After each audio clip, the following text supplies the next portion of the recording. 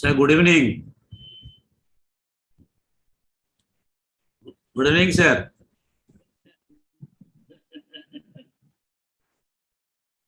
So I think we are getting ready now. It's almost 5. Yeah. We are just going to start. Yeah. That's correct. Yeah. I think Mr. Santanu from IOC, whether he has joined.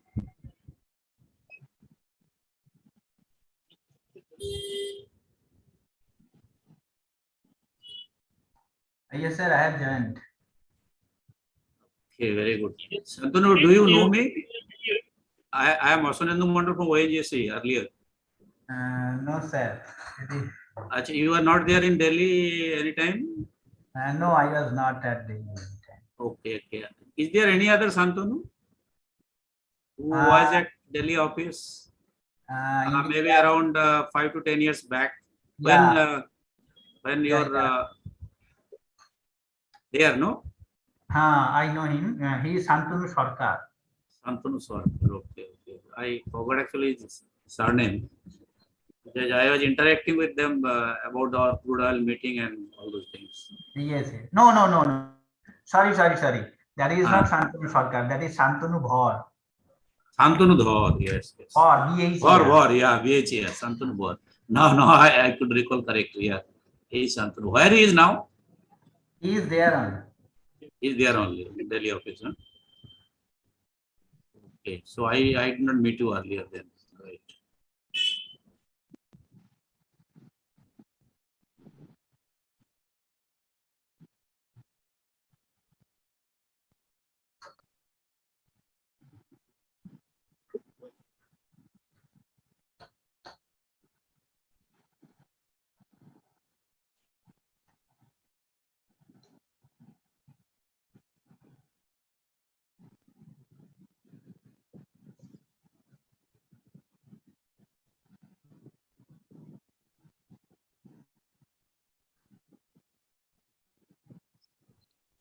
So, welcome to our online internship program on petroleum and petrochemical industries. Today is the first day of the technical session, and we have got two very able and learned speakers. The first speaker being Mr. Shantanu Sen, Chief Technical Services Manager, Indian Oil Corporation Limited of Haldia Refinery. He will speak on overview of Haldia Refinery. Then we have at 6 p.m. we have the other speaker, that is Mr. P.K. Sen Sharma, Mr. Pradeep Kumar Sen Sharma. I think the participants are already have seen his first lecture when he joined as the plenary speaker in the inaugural session. Mr. Sen Sharma had long innings in the oil and gas field and is considered as a global oil and gas technology expert. He had total around 36 years of experience, initially in the ONGC and then in the United Arab Emirates, where he looks after as a team leader of the of different companies for oil, that Gulf oil exploration. I invite Mr. Shantanu Sen and to start our deliberation. We have already got, that means joined the session, our honorable coordinator, Mr. Asanendu Mandal. Already I introduced him to the participants that he had a very long innings in ONGC, and now he has chosen the academic path. So, and attached in Calcutta University, Chemical Engineering Department. So let us start. The participants, I requested all of you to have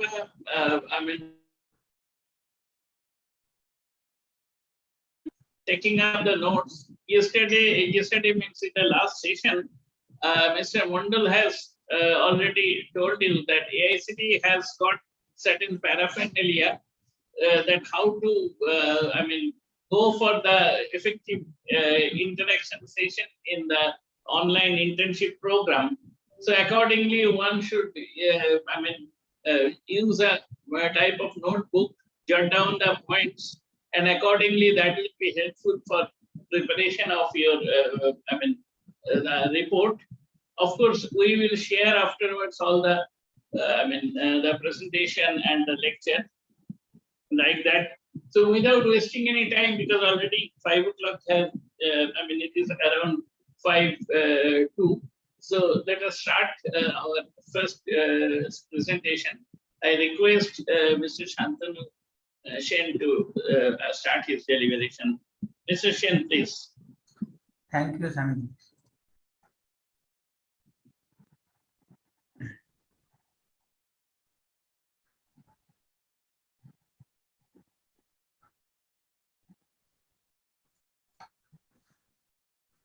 Sir, open your video and also the share the presentation. Yes, but here it is showing host disabled participant screen sharing.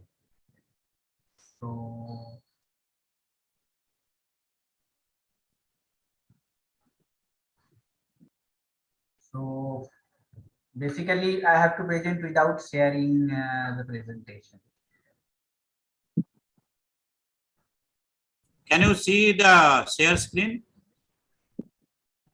Yes, share screen I can see, but I cannot load anything. No, you just click there. Is it operating? No, no, it is not operating. It is saying the host disabled participants. Oh, okay, okay. So there might be some permission. Yeah. Required. Sir, Swamiji, I Yes, we think. we have already recorded the permission.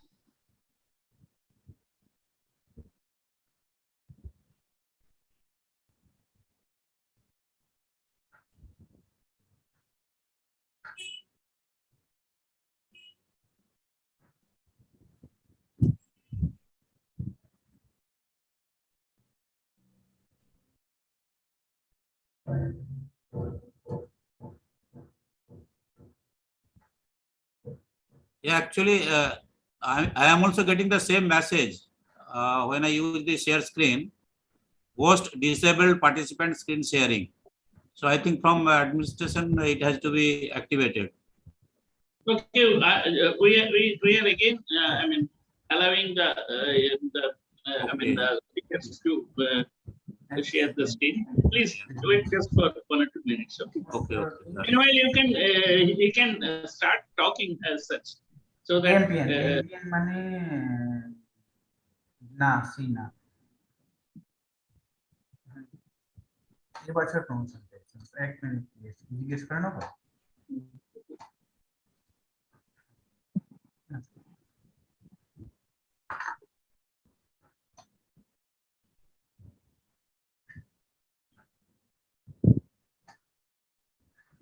So Maharaj, I am starting.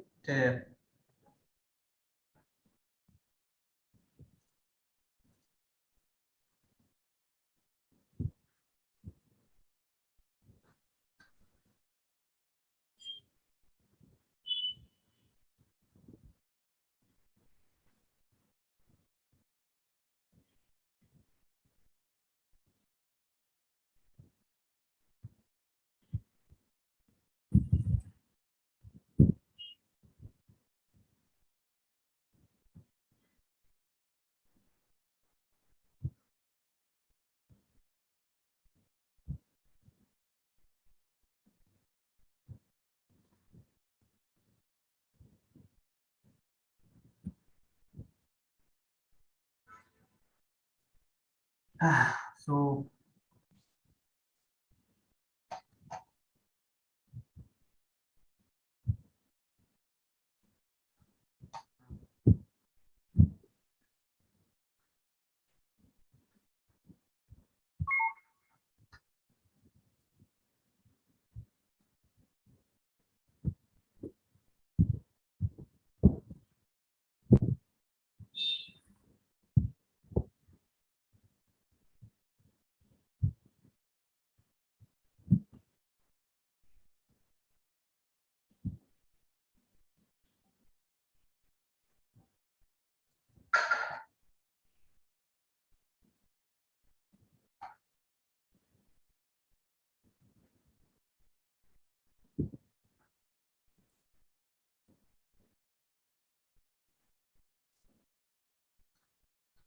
I think Santanu, you have got it now. No, still it is showing host disabled participant screen share. Okay, okay. Now I have got it. Earlier I was also not having. Can you just try again? No, still it is. Oh, I Still think I don't know. But mine got clear right now.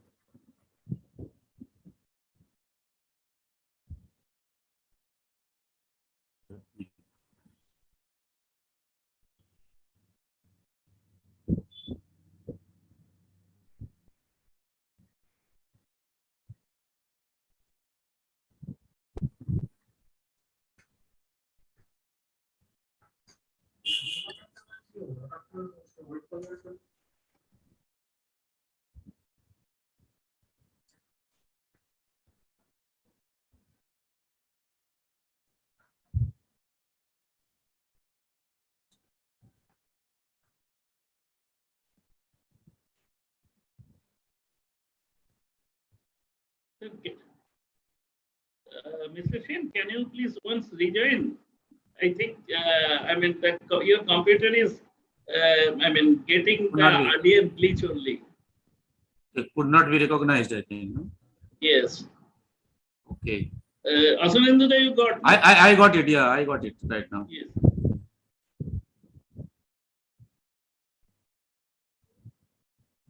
Yeah, I got it.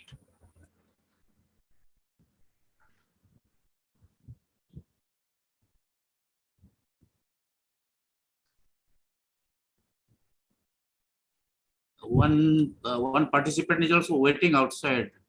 So Saunak Agarwala,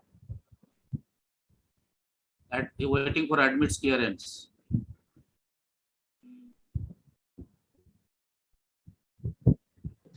He posted the-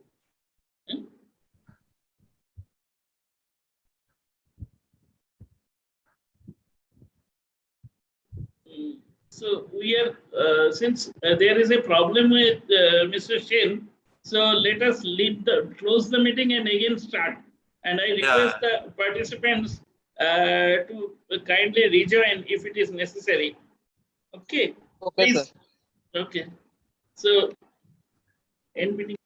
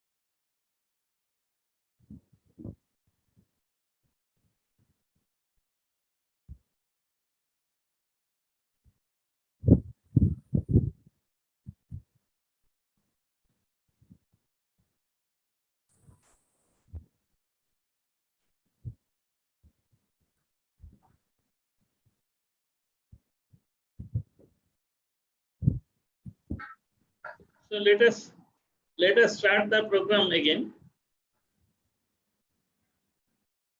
Yes, sir. Yeah, it has come now. Right. Yes. Very fine.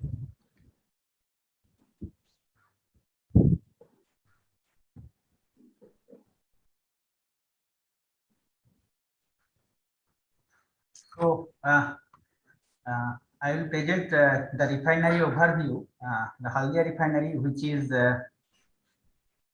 one of the 11th refineries of Indian Oil. I will try to depict this refinery in front of the participants in a brief through a brief presentation. So let us try to locate Haldia refinery first. Haldia refinery, it is uh, Swamiji Maharaj, am I audible? Oh, Yeah, yeah, surely. yeah. So Haldia refinery is around 120 kilometer away from Calcutta, and by road it is through Kolaghat. And similarly, it is around 120 kilometer away from Kharagpur. The refinery is situated on the bank of river Hooghly. So from one side, the Ganges is flowing, and in the other side, river Haldi is flowing, and there is a confluence where the township is situated. Uh, Haldia is around 40 kilometers from the Sandhead. Sandhead means it is a temporary parking for the vessels which are coming for berthing at Haldia port for either for loading or for unloading or for services. So Sandhead is around 30 to 40 kilometer away from Haldia, which is nearer to Sagar Island. So this is the geographical location of the refinery. If we see at Haldia, we have few industries like the major one, the big one being the Haldia port. The second one is refinery of Indian Oil Corporation Limited. The third one, obviously, Haldia Petrochemicals Limited. And there are other industries like Mitsubishi Chemical Private Limited, and here it is showing TCL. TCL means Tata Chemical Limited. And nowadays it is not Tata Chemical Limited. It is Indorama. It has been taken by Indorama. And there is one installation. There is installation for crude oil storage, which is depicted here as PHBPA, which is basically Paradip Haldia Barauni crude pipeline. So majority of the crudes, not majority, 100% of the crudes are taken from Paradip nowadays, because earlier what happened, Haldia Oil Jetty 3 and Haldia Oil Jetty 2, these two jetties were utilized for sourcing of crudes, and as it's a riverine port, and with limited draft, bigger size vessels like VLCCs or ULCCs cannot berth at Haldia port because the draft requirement for those vessels are high. So as Haldia expanded manifold from the initial capacity, which was 2.5 MMTPA, it is now 8 MMTPA. And similarly, Barauni is also getting crude from the same source.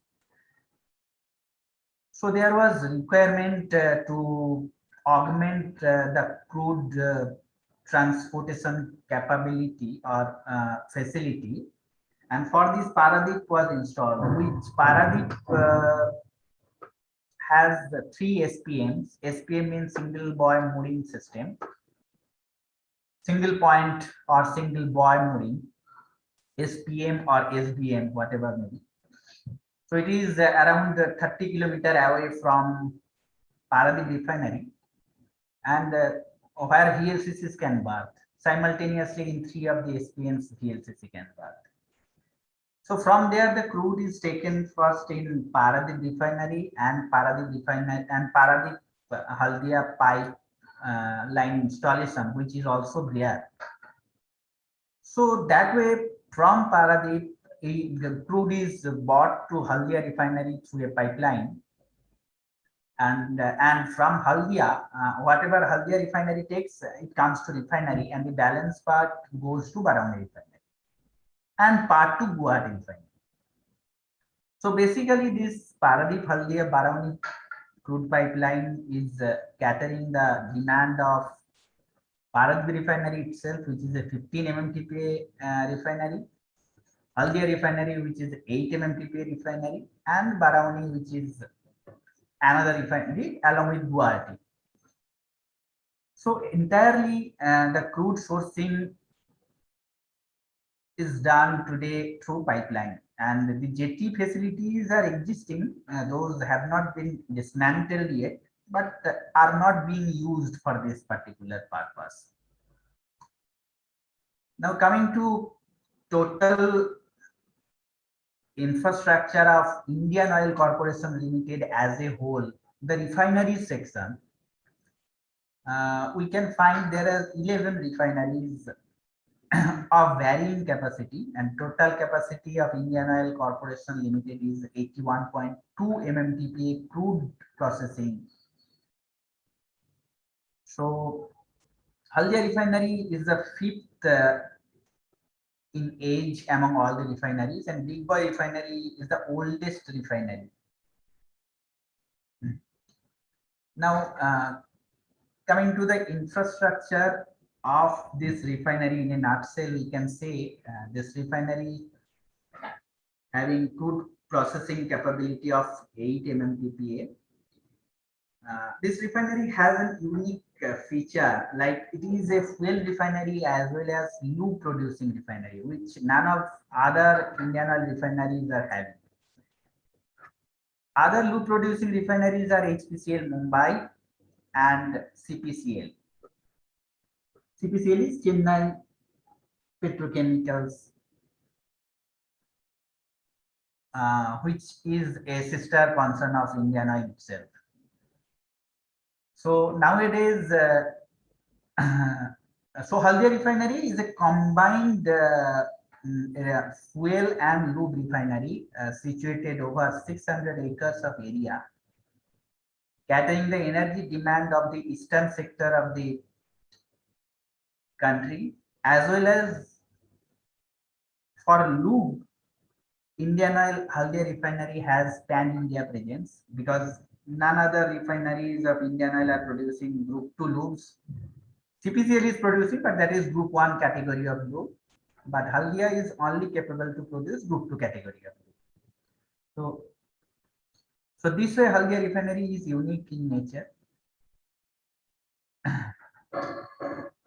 If we see the transition of the refinery, this refinery was built in the year 1975 with a capacity of 2.5 million metric ton of crude processing, which has been revamped further to 2.8. Then one CDU was added in 1996.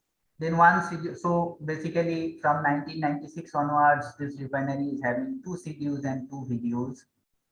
One of the CDUs and VDUs were revamped in 1997. The other CDU and VDUs were revamped again in 2002.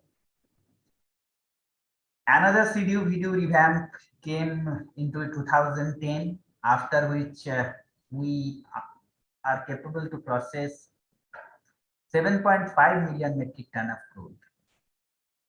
Recently, another revamp happened, and after that, we are capable of processing 8 MMTPA. This is a design figure. 8 MMTPA means in 8,000 hours. That is in 8,000 hours, 8 MMTPA. So by operating for the entire year, 365 days, we can make up to 8.5 MMTPA. So this is the chronology of the events which I have just described. The lube unit was the lube unit was commissioned in the year of 1977 for Group 1 lube production. After that, the Group 2 capability was built in the year 2003 with new catalytic isodeoxane unit. Recently, another catalytic dioxide unit is being added up, which is in progress. The installation part is in progress. So let us come to the detailed configuration of the refinery. In this block flow diagram, we can see that the refinery is having two schedules with combined capacity of processing 8 MMTPA crude, and the reduced crude oil from schedule 1 and reduced crude oil from schedule 2, those are being distributed in two vacuum distillation units of matching capacity.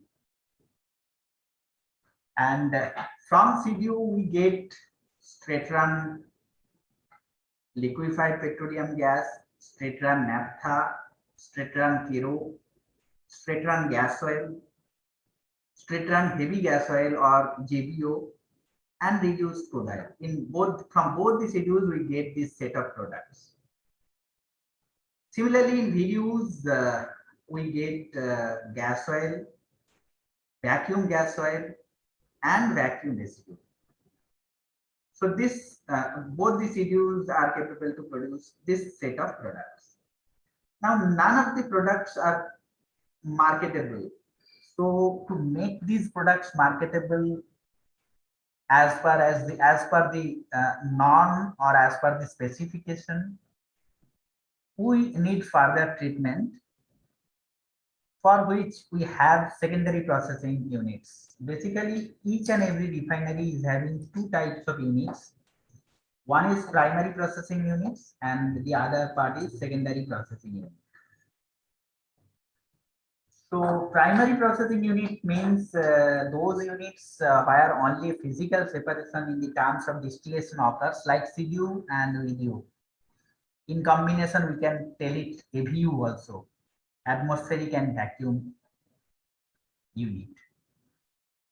So these are the primary units. After that, to trade the products from the primary unit, there are a set of secondary processing units for production of finished product as per the norms or as per the specification, which is allowed to be sold in the market.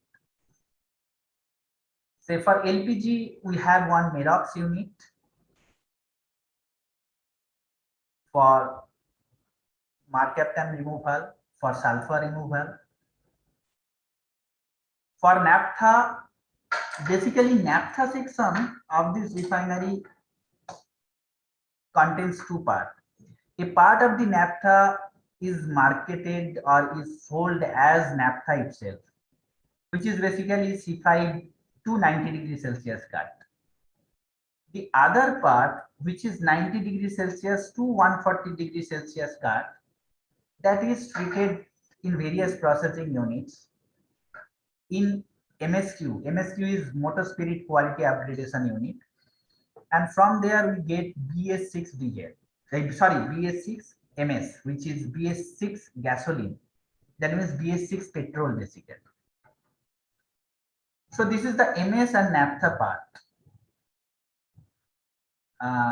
Part of the naphtha is reformed in catalytic reforming unit. We doesn't have continuous catalytic reforming unit, but we have semi-regenerative catalytic reforming unit, which transforms the naphtha, the straight run naphtha, into branched compounds, and the octane number of the naphtha increases manifold.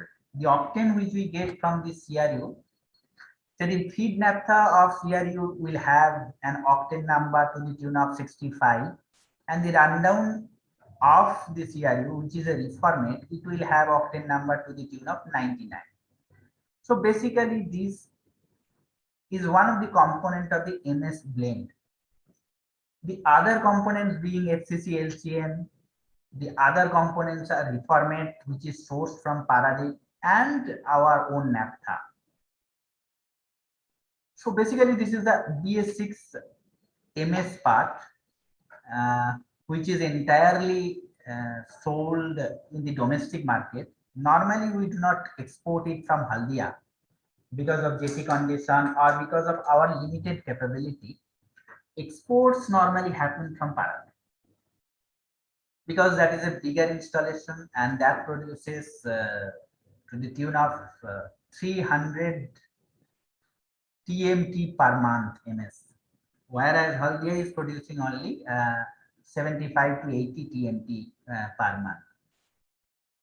So this is all about the MS section. Now coming to the kerosene section, we sell kerosene in the market in the through public distribution system, and also we use this kero card for treatment in kerohydro desulfurization unit, which is KHDS unit, for desulfurization of the kero for production of ATF. So basically the kero card has two products. The kero card can be converted into two products. One is the PDS kerosene and the other is aviation turbine fuel.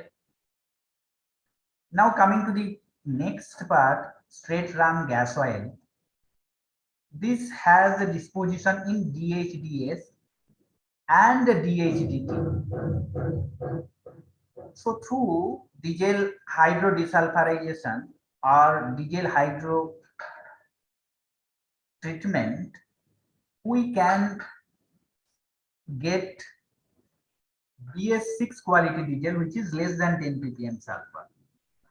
Normally the feed to DHDS or DHDT will have to the tune of 1.5% to 2% sulfur, and the rundown or the outcome of the unit will have 10 ppm sulfur, which can be marketed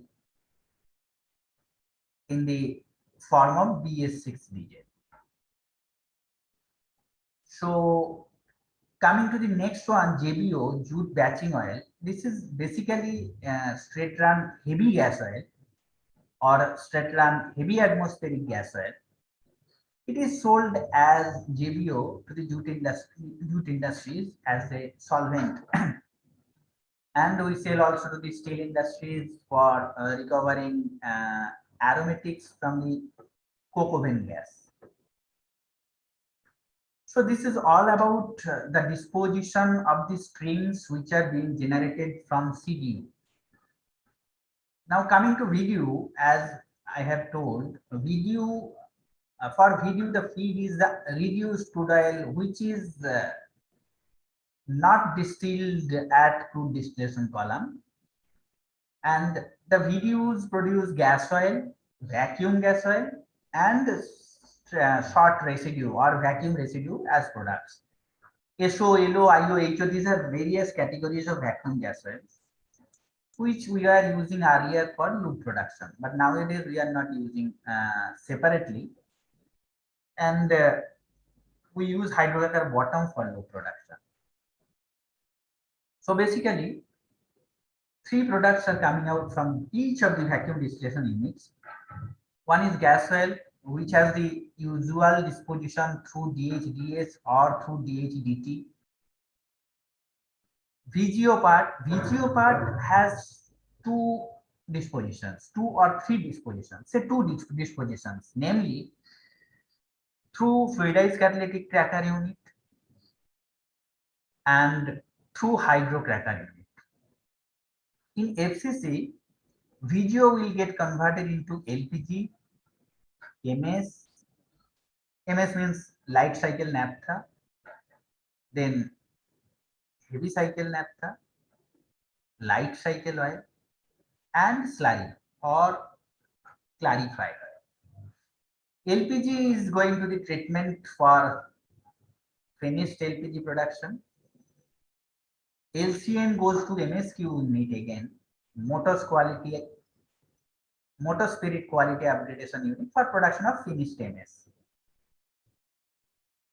LCO, the LCO part and HCN part goes to DHDS or can go to DHDT.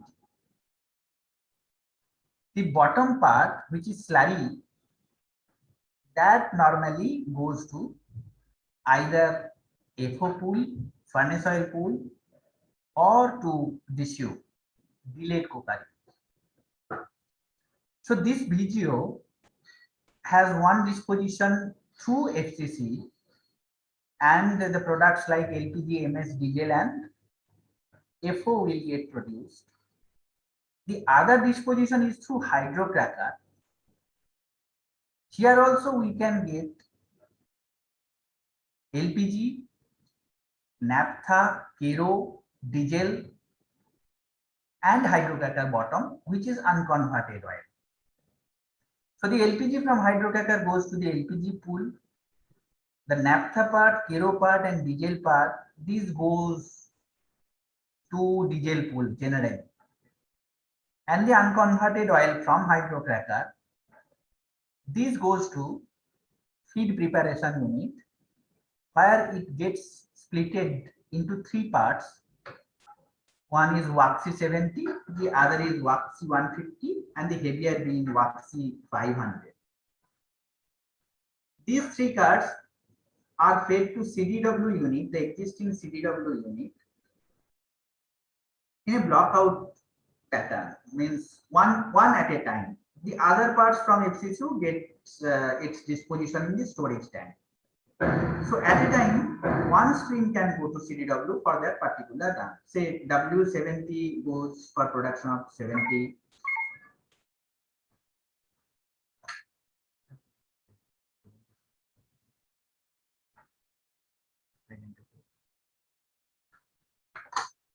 So each of the streams which are getting generated from FPU are fed to CDW one at a time, the others getting stored into the storage tank. This FPU will again feed to CDW2, which is under construction.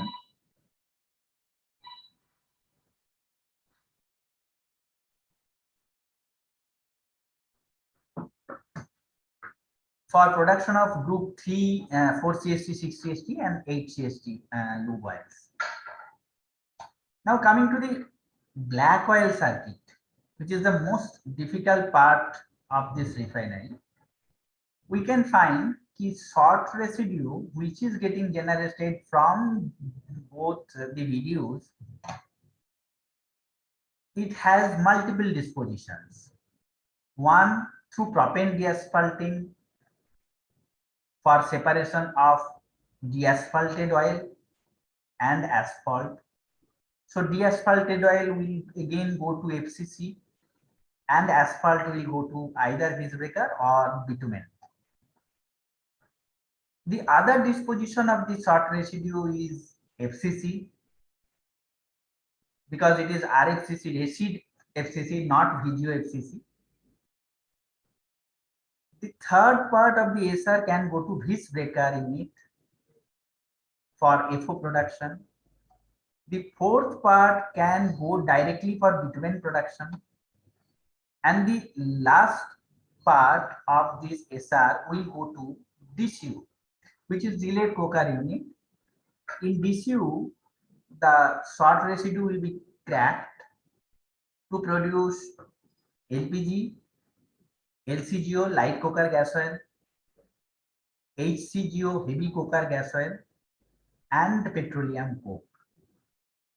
The light coker gas oil will again be treated into CGO hydrotreater for production of finished diesel.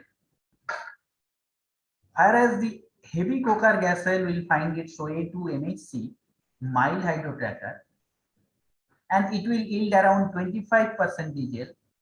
The rest 75% will again go to FCC.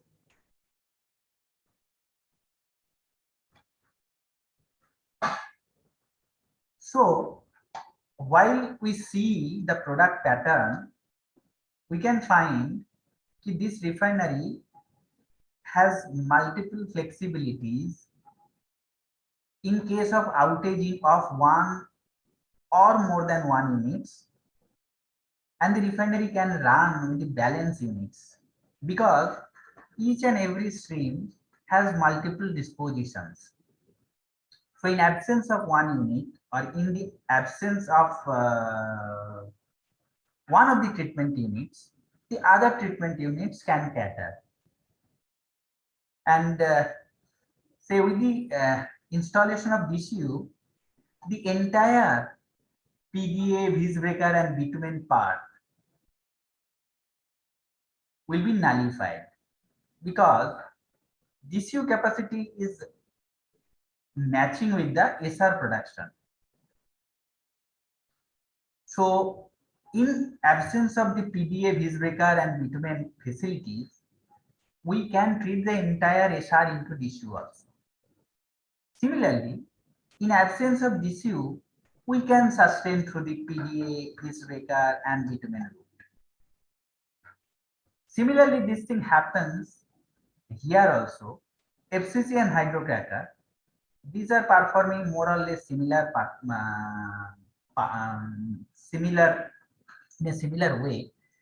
So in absence of FCC, part can be taken out by hydrocracker, and similarly in absence of hydrocracker, that part can be taken out by FCC to some extent, not the entire one. In case of DCU, the entire part can be dismantled or can be nullified, because DCU is matching with the capacity of bitumen, FO and visbreaker. But FCC and hydrocracker, these are not mutually exclusive, or one cannot replace the other unit entirely, but partly. So the balance part has to be disposed of to have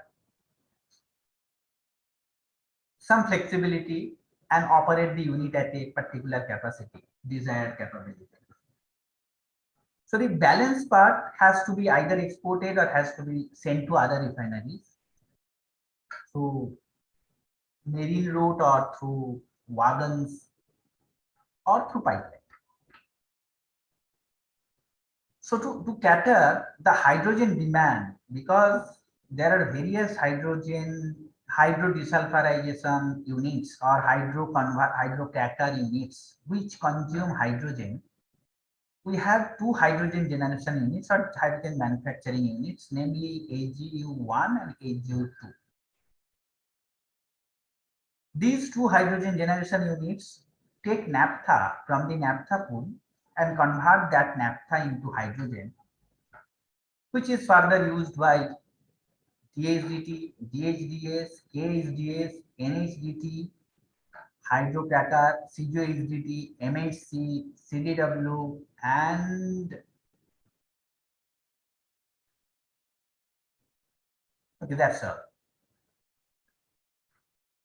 So this refinery, as you can see, has a very flexible product pattern and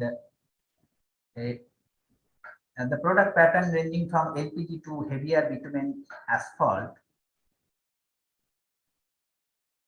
We consider products up to JBO, that means LPG, naphtha, MS, MTO, ATF, kerosene, DS6 diesel, JBO, and lube as distillates.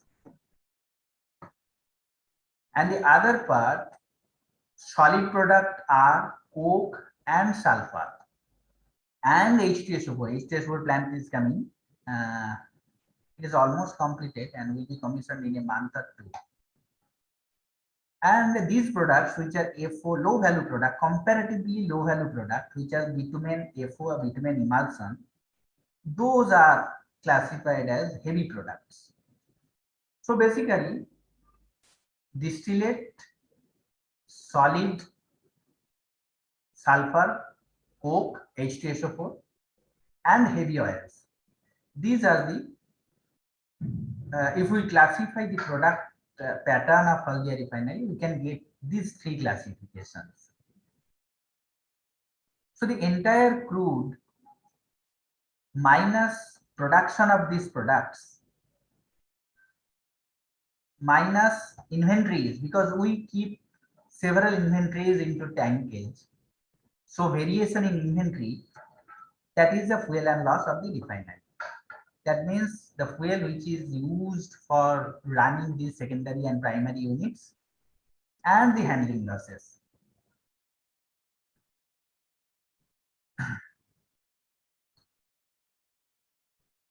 So this adds to the complexity of the refinery.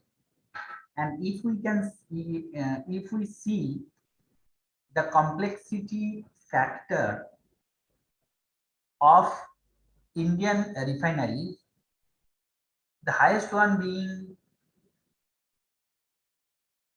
HMEL,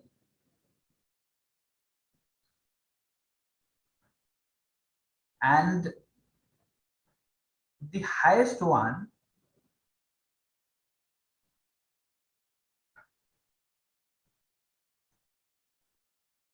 from IOC is Paradip.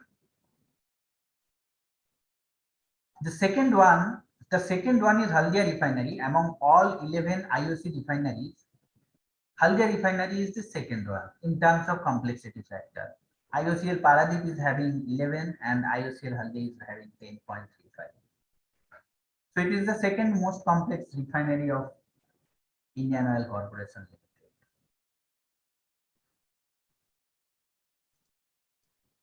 Now we are coming to the capacities of the secondary and primary processing units and the types of crudes which we are processing. We have two CDUs and two VDUs. The combined capacity of CDUs being 8 MMTPA. Then we have various secondary processing units licensed by various licensors all over the world, and all of these has been built with state-of-the-art technology. This refinery can process sulfur to the tune of 2.7% and API of 31.6.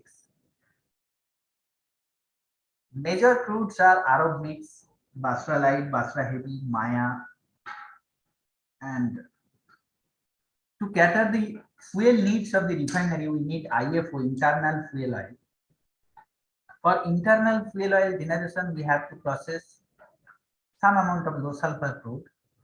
So low sulfur crude is around 20% of the basket.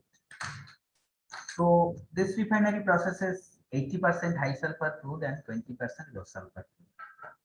This 20% low sulfur crude is mainly for production of internal fuel oil, which has a stringent specification of 0.5% sulfur max. So to produce that, we have to process some amount of low sulfur. When RLNG will come into picture for hydrogen production or for power generation or for running process unit fire boilers, the utility of this internal fuel oil will not be there, and then we will be able to process 100% high sulfur. Because low sulfur crudes are comparatively lighter and those are costlier as compared to cheaper and heavier high sulfur crudes. So the benefit is in processing heavier and high sulfur crudes rather than processing low sulfur crudes. Now coming to other facilities of the refinery, we have 186 storage tanks. Part of them are finished products and part of them are intermediate products to store the intermediate streams. We have effluent treatment plant of capacity 1250 meter cube per hour. There are two ETPs. One is ETP 1 having capacity 650 meter cube per hour, and the other being ETP 2, which is having 600 meter cube per hour capacity. We dispatch our products through all modes. We have pipelines up to Barauni. There are two pipelines for transportation of our finished products. We have railway gantry where we can load our products in rail wagons. We have TT loading facility. TT means tanker trucks, truck loading facility. So we can supply our products to various parts of the country through road also. And being a riverine port, we can send our products through coastal route, through barge and tankers.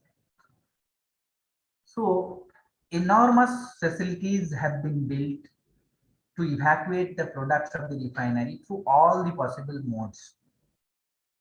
If one is not occurring, the other will come up to help the evacuation. Coming to the power plant part, we have 4 boilers, 4 steam turbo generators, 3 gas turbines, and 3 heat recovery steam generators.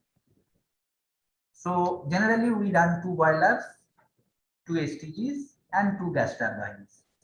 The others remain standby or in maintenance. So this is the bird's eye view of this refinery. As you can see, here it is River Hooghly, and this is the entrance of the refinery. So basically, after entering the refinery, we will have GSDS block. This block contains GSDS, Radio 2, FCC, and MSQ. Then we have FOB block, which contains CDU1, CDU2, CRU, KSDS. We have CPP, captive power plant, which hosts 4 boilers and 4 STGs. We have OSU block containing new hydrogen unit, hydrocracker, and the FPU. We have 2 ETPs. We have lube oil block, which holds or which hosts VDU1, CDW1, CDW2, which is coming up, PDA, this breaker. We have truck loading facility here. We have rail loading facility here. And we have pipeline facility here. And we have pipelines to the jetties for transportation through coastal route. So coming to the product pattern and dispatch modes, we can see the majority of the products are evacuated through pipeline, which is around 65%. 10% being through coastal route, 12 to 13% through wagon, and 13% through road. Similarly, as I have described earlier, there in the entire product pattern, we have itemized the products in this fashion. One light distillate. Light distillate means LPG, naphtha, and petrol. Middle distillate starts from kerosene, ATF, and ends at BS6 HSD, light diesel oil, jute batching oil. The heavy ends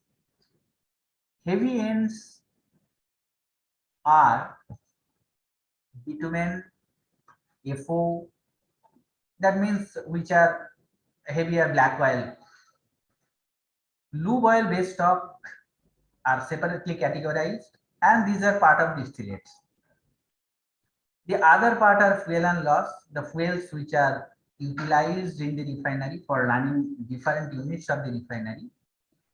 Intermediate stock means the feeds to different units which are being stored in tanks, and from there it is fed to the unit.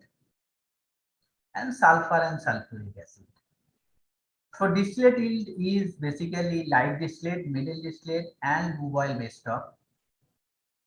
Heavy ends are FO and bitumen. Other products are petcoke and sulfur and sulfuric acid. Internal fuel consumption and handling loss is called fuel and loss. And the inventory, that means unfinished feed stocks of different units. Now coming to the physical performance, this is the year-wise crude throughput of this refinery. In the year 16, 17, 17, 18, 18, 19, we were close to 8 MMBPA. Although we were not designed for 8 MMBPA. In 1920 and 2021, crude throughputs are less because of COVID situation, or when the product demand in the market came down drastically. And as far as the evacuation is concerned, it was very low which restricted the crude throughput as a whole.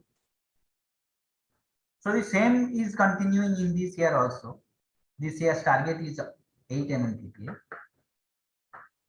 And we have already processed 2.6 MMTPA in April to July, in the period April to July. But still we are facing some problem in terms of demand, because petrol and diesel demand are such parameters which can govern the crude throughput or crude processing capability. Because once the products are not getting lifted, the intake to the refinery is getting will get restricted. So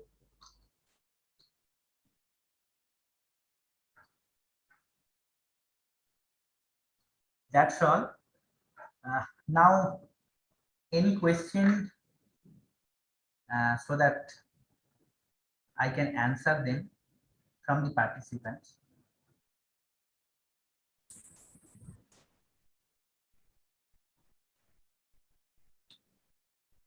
Participants or students, please ask questions, because that will be very important to get the clarity of what you have learned and what you are intending to learn. So, Hello, sir. I have a question. Yeah, good. Come up. Sir, is Say there your- any plan of... Say your name. First, say your name. Sir, my name is Vishwan Dubera. I am from Jadavpur University, Chemical Engineering Department, third year. Okay. Yeah, go ahead. Sir, sir, my question is that, is there any plan for hydrogen plant in Haldia refinery? At present, there is no plan for hydrogen plant, because we have sufficient capacity to cater. Sufficient hydrogen production capacity to cater. However, there are plans. At present, we are producing hydrogen from naphtha. This is basically C590 cut. But we have plans to produce hydrogen from RLNG. That is the only thing. Otherwise, there is no plan for new hydrogen generation facility, as it is sufficient. Anthony, just to, I think he is asking from another point of view also, that Yes, sir. nowadays Actually- hydrogen is very much useful for Yes, sir. using as a fuel. Actually, sir, few days before, I have heard that Tata have a deal with IOCL that they will come up with a hydrogen fuel car, and IOCL in Panipat refinery will build a hydrogen plant for the fuel requirement. That's why I'm asking.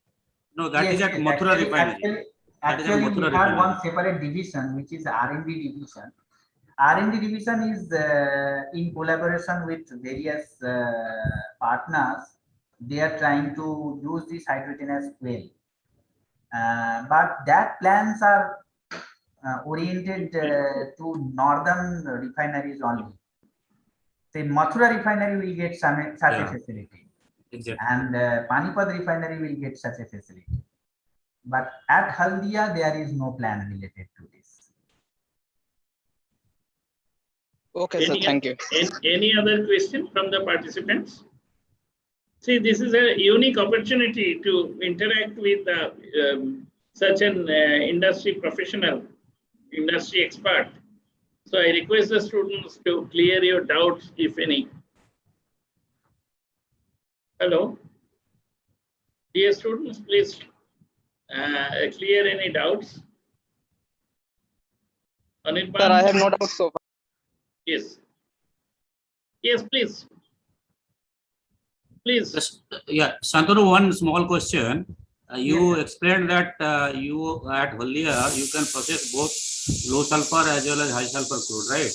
Yes. So now when you will process the low sulfur crude, whether it will be, I mean, you have got 2 CDU as you had explained.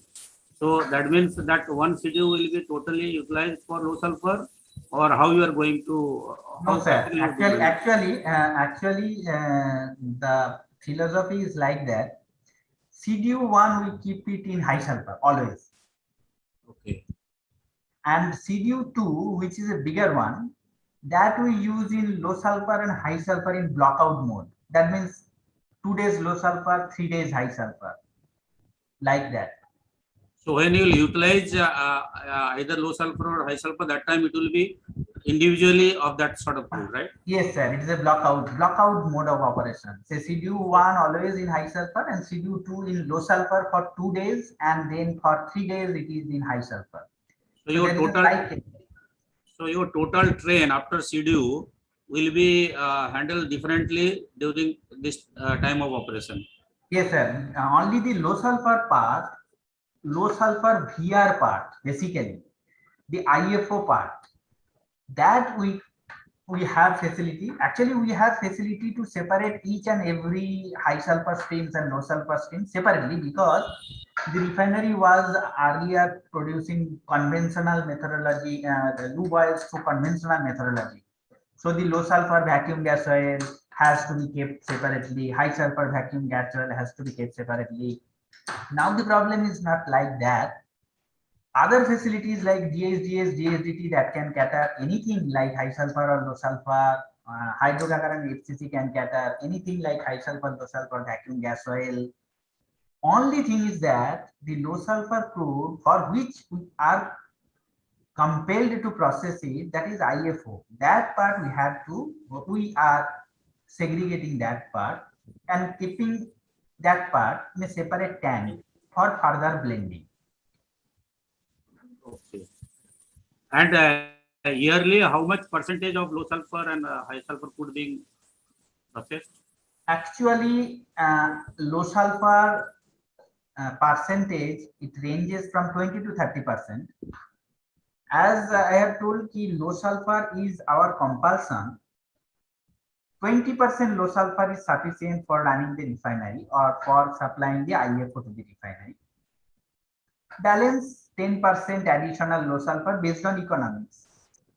When low sulfur becomes cheaper, or the gap between high sulfur and low sulfur comes closer, like that. So sometimes certain low sulfur crudes are spotted in the market at a very low price. So we have the capability, because few refineries like Paradip, they cannot handle low sulfur because the lighter section becomes inundated. But we have the capability. Similarly, we have the capability to process heavy crudes also. So a wide range of crudes can be processed, which other refineries are not capable, because other refineries will process 100% high sulfur, 100% heavy like Reliance or Paradip or Panipat or so. But if we can spot some low sulfur at cheaper price, we can process that also. And if we can spot some heavy crude in the market at cheaper price, we can process that also. So in that way, we have enormous capability or flexibility. Thank you. Thank you. Thank you, Mr. Shen. One humble request is, let us see once the speaker. So can you please open your video once? Hello. Yes, sir. Actually, today there is some problem with the network. So Oh, I see. if I open the video, then Yes. Then Then your speaking may not be. Your speaking may not be. Problem sometimes happens because voice may break or something. Oh, I see. Very good. Because if I visit Haldia refinery, at least if I meet you, then I should acknowledge that you're the landed speaker, isn't it? But we enjoyed your presentation and also got so much, important information and also clarification of doubts, whatever we had, our students and others. Excuse me, sir, I have another doubt. Which one? Who please? Sir, Biswandhu Bera, I have another doubt. Yeah, oh, surely. Sir. Surely you ask. Sir, you have showed that there are 4 boilers in the refinery. So what is the use of that boiler? We are generating electricity for the requirement of the refinery, or we are generating electricity to distribute the current outside of the refinery? Electricity, we don't distribute electricity outside the refinery. In fact, we take electricity from grid also. So whatever boilers are there, those are for catering the steam consumption in various process plants, in various distillation columns. And the TGs, STGs are for power generation, GTs are for power generation, HRSGs are for steam generation. So both steam and power is coming from CPP and HRSGs, GT HRSG combination. So these are for two purposes: one steam, the other is electricity. And we don't distribute electricity because we don't have the capability to distribute outside, because we don't have enormous capacity. Even our one or two units are running on grid also. Like DCU part is running on grid from state electricity board. Sir, I have one Hello, question. sir. Oh, surely. Hello, sir. Hello. Yes. Myself, Shourabh Kormukar. I have one doubt. Surely. Yes, sir. In this present situation, we are hearing about replacement of petroleum as per H2, the future fuel, as FCEV. So, what will be your plan to grab the market as well? As actually the voice was broken, as HC or something you have to. No, he is asking as hydrogen is coming up rapidly for replacing this conventional fuel like petrol and diesel. So, is there any plan of yours to have such changes to be adopted? At present, we don't have any plan for this refinery. Actually, these plans are created at headquarter level, and only two northern refineries have been selected for this in collaboration with our own research and development section. We don't have any plan of hydrogen. Maybe Just to there is- supplement, Saurabh, just to supplement, basically this new aspect of hydrogen, what you are talking about, definitely it has come up, but it has not come up commercially, even outside India also. I mean, to that extent, that petroleums will be ending the era of petroleum has gone or will be going shortly. It's not like that. If you have heard carefully during the inaugural speeches, many have explained that petroleum, like hydrocarbon and even petrochemicals, have to continue at least 40-50 years. So it's not essential right now for any refinery to make it or to feel it as a threat. Yes, definitely the time will come, but it has not come immediately. So that is what he has explained also. Santanu has explained. At Haldia, they are not having this particular scheme right now. Mathura, yes, they have gone along with Tata that they will supply hydrogen to them.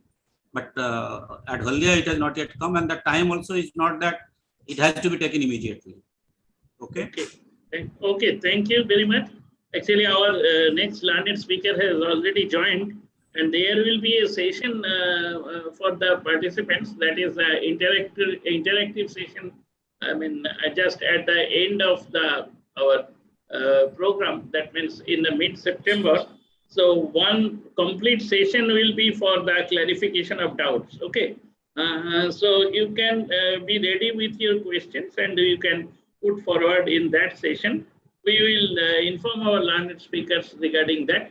And I am very happy to introduce the next speaker, Mr. Pradeep Sharma, the global expert of oil and gas.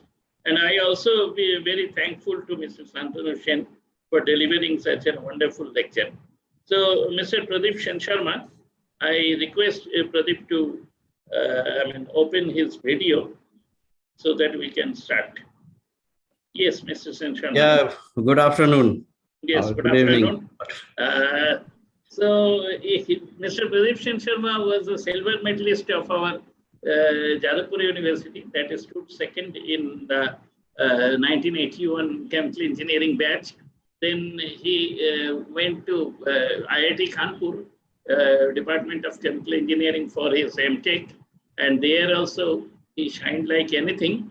He joined in ONGC and had a long innings there. I think most of the times he was concentrated on the offshore part, isn't it? Yes, offshore, And yes. Then ultimately joined to the global oil exploration venture in United Arab Emirates in several companies. And now he is a team leader of a particular company. That is now it is Abu Dhabi Marine Oil Corporation or something like that. What is Yeah, the name of that company? That is ADNOC offshore. Yeah. Oh, I see. Yes. So, with this short introduction, let us request Mr. Sharma to deliver his presentation. Okay. Thank you. Thank you very much. Thank you very much.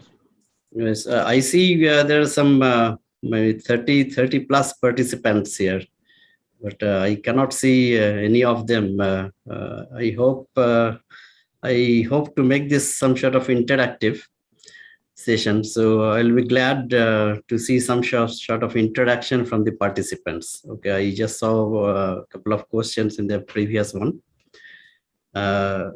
If you wish to put your video on, maybe not everybody will be in a position to put the video on for various reasons. But if some of you can put your video on, that will give me some confidence and maybe give me confidence in the way that I will not think that I'm speaking to the walls. Okay, I'm speaking to real participants. Otherwise, I'll probably lose my concentration and miss everything from my presentation. So if you wish, some of you, if you're interested, please put your video on so that I can see whom I am talking to. Okay, and that will give me, it is for my own benefit. Yeah, I see someone has put it on. Maybe you can just put your name, tell your names. Sayan Mukherjee, I can see. Galaxy A10, I don't know your name. Maybe you can just spell out your name. I am Biswabandhu Bera. Biswabandhu Bera, okay. You are from which university? Sir, Jadavpur University. Jadavpur. Junior. Okay, third year. Okay, I'm also from Jadavpur. So same university. Sayan from where? You are mute. Just please unmute channel. Sorry. I'm from Dr. Mishra Engineering College, Durgapur, and I'm a mechanical engineer, sir. Okay, good. Arkadeep, I can see his face. Yes, sir. Yeah, you are from? Sir, I'm from Jadavpur University. Jadavpur. Chemical engineering. There is another Sayan Mukherjee. Oh, same Sayan Mukherjee, same name? Okay, I can see Anirban. I can see Anup Kumar. Good to see you all. Good to see you all. It will give me my own encouragement. I'm going to give you some brief introduction. I know you probably know the subject. I'm going to give you some brief introduction about the oil and gas with focus on offshore, basically, particularly offshore oil and gas. If you have questions, you can ask me in between or at the end of the presentation. I'll try to answer whatever I can. Now, let me just try to share my presentation. You tell me whether you are able to see it.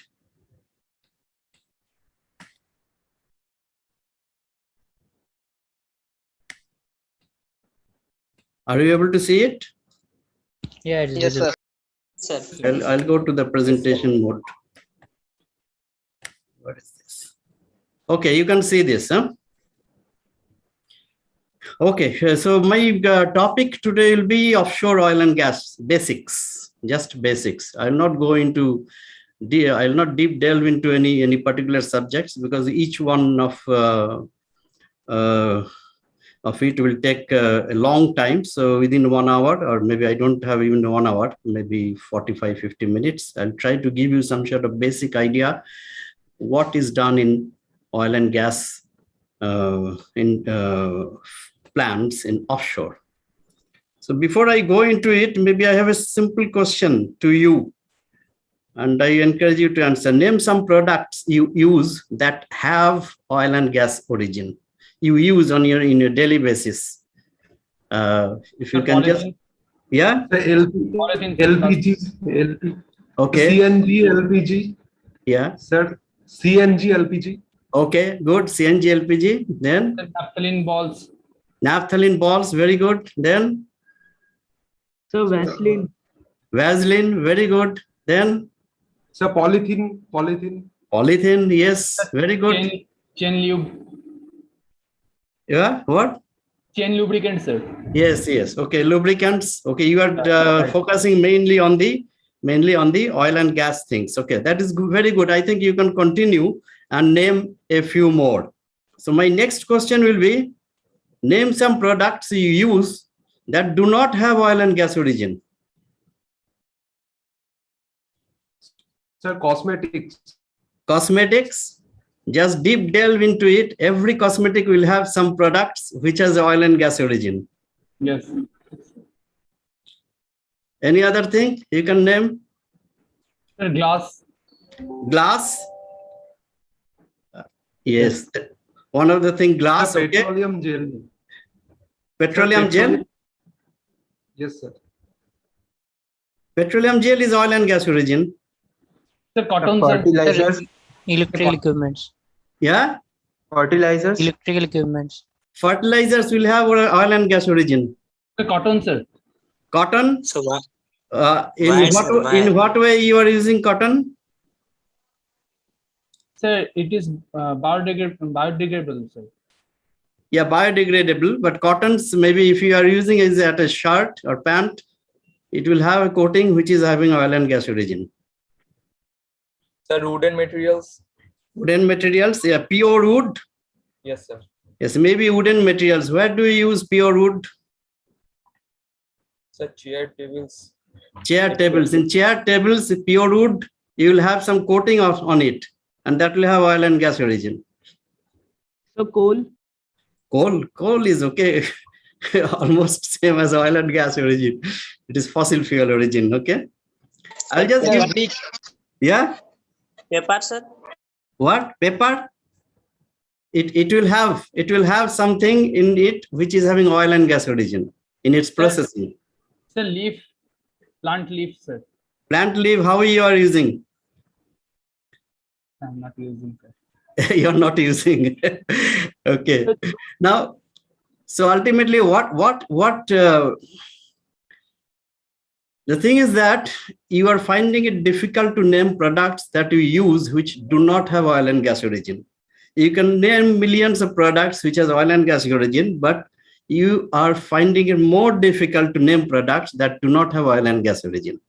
I have a list, but this list is not I just put some list from a very big one. If I want to put this big list, it will cover my whole presentation. So I just put some portion of a big list which is having oil and gas origin. Okay. So you know what is the importance of oil and gas. Okay. So now come to this subject. When you talk about this petroleum industries, there are basically three major segments of this petroleum industries. One is upstream, midstream, and downstream. Okay. The upstream talks about the exploration and production of oil and gas from the field. Midstream is talking about mainly about the transportation, because there is a big transportation network of oil and gas from the locations where it is produced to locations where it is refined. And downstream is basically refinery and petrochemicals. You had a 1 hour session, very, very informative session of a downstream refinery operations of Haldia refinery just before this. Now I came to the upstream of it. So our next session will be on upstream, exploration and production. Just to give you a brief, are you able to see my full screen? Yes, sir. Yes, sir. Thank you. Just to give a brief, I don't want to go into the detail of everything. We will have probably enough time later on when you have your questions. I can try to answer. Oil and gas, from where it is found, from where it is formed.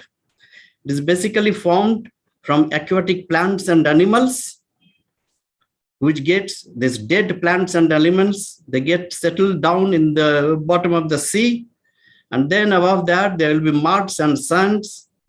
all getting buried, and one after the other layers are formed. Then under pressure, in absence of oxygen and heat inside earth, heat, they slowly gets converted into fossil fuel, coal, oil, gas. And this oil and gas, which is formed over a period of millions of years, they can have some sort of migration from one place to another place and get trapped in various geologic formations. Various types of geologic formations, they get trapped. Some of the formations may be called anticlined. Other formations are created by movement inside the earth, which are called faults. So in various types of formations, this oil and gas gets trapped. And we try to extract them from there for our use. And these oil and gas are formed over a period of millions of years, and we are trying to exhaust all these things within a couple of decades, maybe 100, 150 years, 200 years. That's all. So it is getting exhausted. It is not getting replenished. Okay. Sorry.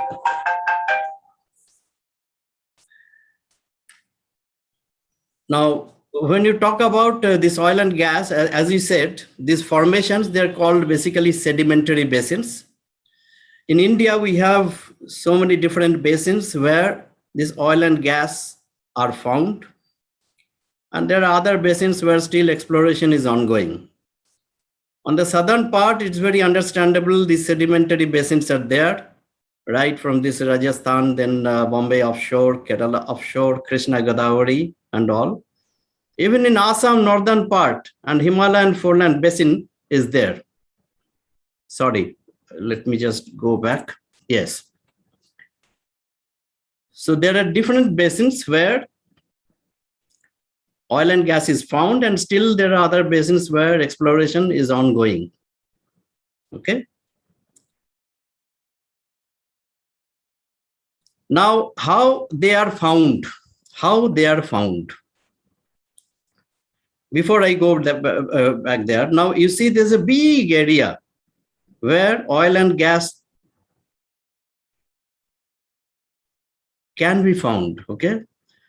But how they are found? How they are found?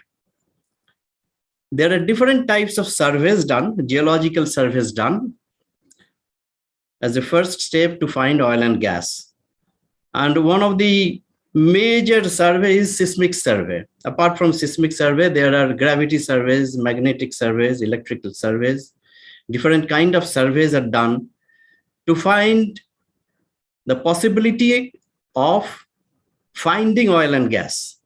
The locations, the most probable locations of finding oil and gas, they can be found by these surveys. So now next step, I'll just show you how they look like, this survey. This survey in offshore locations is done by survey vessels. Okay. There is a short video which will tell you how surveys are done. This is a survey vessel. You can see, okay, this is a video, survey vessel. This does a survey of a large area in offshore locations.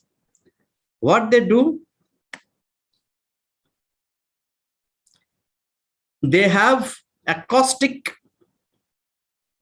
sound generator in the form of, they use compressed air mostly, acoustic sound generator.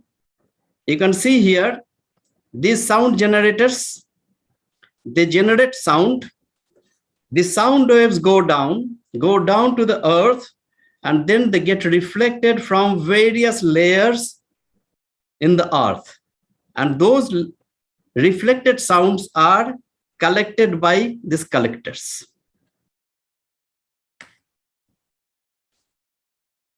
So this is the way it is done. It is a picture, it is a photo, video from an actual survey in offshore locations.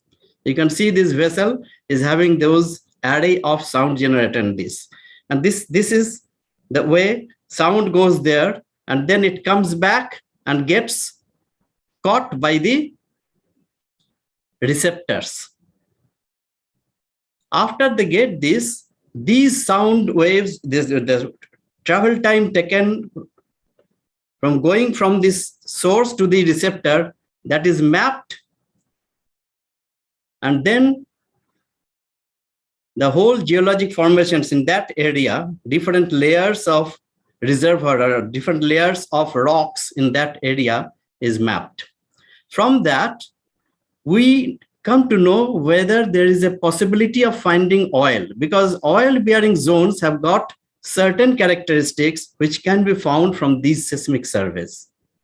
So we can know only if there is a possibility of finding oil. So these oil bearing zones are identified, and then we have to do actual drilling to find if there is oil or not. So this way, this is mapped. Now this is a map of a big area is done, and maybe we can look at, okay, most probable location of this oil bearing zone. These locations may be there, these locations may be there, which we have to now prove whether actually oil is there or not by actual drilling. So once we find a particular location, yes, most probable location, we identify from these seismic surveys, and then we send rigs. There are different kind of rigs which can drill hole into this reservoir, into this earth, and we drill wells into those most probable locations first to find if actually oil is there or not. Now, a rig is drilling the well to reach all the way up to the most probable location of the earth, and then whatever is coming from the bottom, what fluid is coming from the bottom is analyzed, and we know if oil is there or not. If oil is there, then we drill some more wells in that area. Based upon this seismic survey, we find what is the kind of structures, and we select other locations also to drill more wells to find the extent of this oil reservoir. And then once we know, yes, oil is there, so we map that location where what is the extent of this oil, and then we can map on these locations where is the most probable extent of this oil in the reservoir. Now we know that reservoir is there, so we map on this, and then we plan how to extract this oil. This oil, maybe this is the extent of this area where oil is there, so we have to plan for several wells to extract this oil. So we plan for different locations through which we will be drilling wells into these locations to extract full extent of this oil reservoir, okay, to get oil from this full extent of this reservoir. In offshore locations, what we do is we cannot have oil wells in each and every location, okay, each and every location. So what do we do to cover the full area? We identify certain spots from where we will drill multiple number of wells, which will reach a big area around that location. For this, the wells which we drill will be deviated. Deviated means they will go down first vertically down and then deviate from there to cover certain particular locations of that reservoir. So this way, we will first fix the locations from where we will be drilling the wells. And once we fix those locations, in these locations, we'll bring some surface structure, which is called platforms, to drill wells through those locations. And we're drilling the wells through the locations, then we have to find a place where we'll be processing the oil. So there will be a location almost in the centralized place where we'll bring a processing complex. This is the way first we'll map that area, and we will plan how to develop and we'll fix the locations where to drill wells from, and then we'll fix the location where we can put a processing platform. Okay, I'll discuss more about processing, what is done there. Okay, once that is done, so then we'll map like this. See, we will drill some wells from different locations through structure which is called wellhead towers. Okay, about this throughout this field, and in a central location we will put a process complex. Okay, in the wellhead towers, basically what are the facilities will be there? Main facility is the wells, and from one wellhead tower there will be multiple wells, sometimes 6, sometimes 8, 9, 10, 12, 20, even up to 30, 40 also, from one location. So from one location, wells will go in many directions. So these will be the wellhead towers, where basically wells, manifolds will be there. From the well, whatever oil and gas comes, they will be collected into manifold. Then we'll have flow meters. We'll have some pig launcher receiver. I'll come back about this, what is pig launcher receiver. We'll have some chemical injection facilities, that's all. And then from all the different wellheads, we will collect this fluid into a central process complex, and then we will process in the central process complex. We'll have the separators which will segregate the oil, gas, and water. We'll have pumps, we'll have gas compressors, we'll have dehydration facility, we'll have produced water treatment facility, we'll have water injection facility, even gas injection or gas lift facility also. And we have other utilities which will be required to run this whole complex. So this is planned. Once this is planned, then what we'll do, we'll bring these wellhead towers first, through which we can start drilling. Okay. Each tower, this is the basic concept of each tower, will have a jacket which is supporting the top side facilities. So there are two parts. One is the jacket, which goes all the way up to the sea bottom, and at the bottom it is anchored at the bottom through piles which are run through the jacket legs. I think you have seen maybe during your house building and all, if you have seen, you drill deep piles, okay, to give a very good footing or base of your house. Similar way, these piles are run through these jackets. Sometimes it is 20 meter, 30 meter, 40 meter, even 50 meters down inside the sea bottom, inside the soil, which will hold this jacket in place. And then above this jacket, we will put a topside complex, topside facility, decks, different decks are there. Above this jacket, we'll put the topside facilities.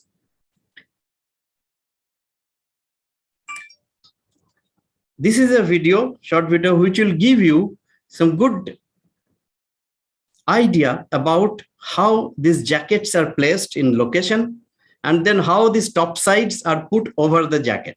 Let us go through this video. The jackets are built in some onshore facilities and then transported by barges at location. Then another barge with big crane will lift the jacket. I'm just giving you one method of installing the jacket. There are many other methods also. So this jacket is lifted from the barge, that barge moves away, and then this jacket will be placed in location. They are lowered into the water.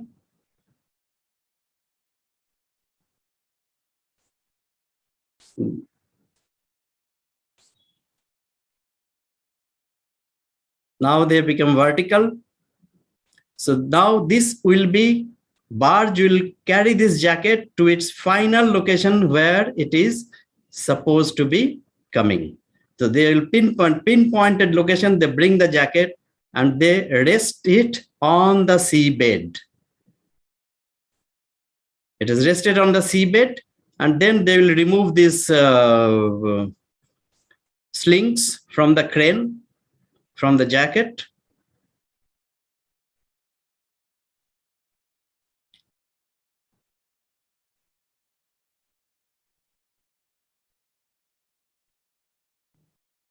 Now jacket is only resting on the seabed.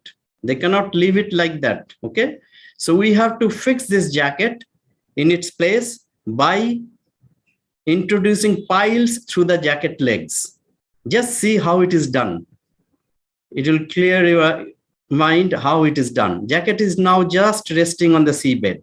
So you have to give a long footing. Now these are the piles. It's simple. This big pipe casings.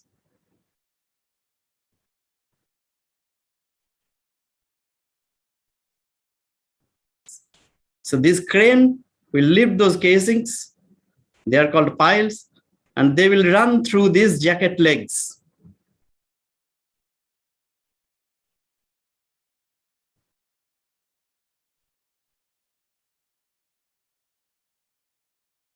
So it is just going there, okay?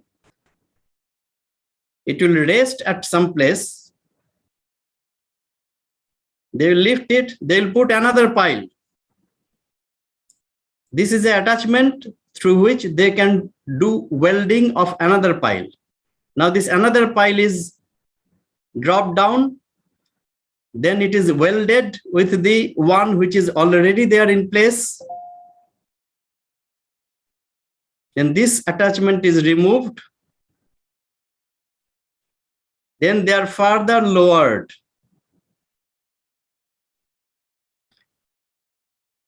So with this, by its own weight, these piles may be going inside the sea bottom by its own weight, maybe 10 meters, 12 meters or so. But that is not enough. These piles are to be hammered down into the soil for further 30, 40 meters. So this is, you can see some sort of hydraulic hammer is put over the pile by which it is just hammered down. Just hammered down. And then over and above this, they will put 2 or 3 more piles. And finally, when they achieve the required depth of the pile inside the soil, then they will cut this pile with a horizontal plane.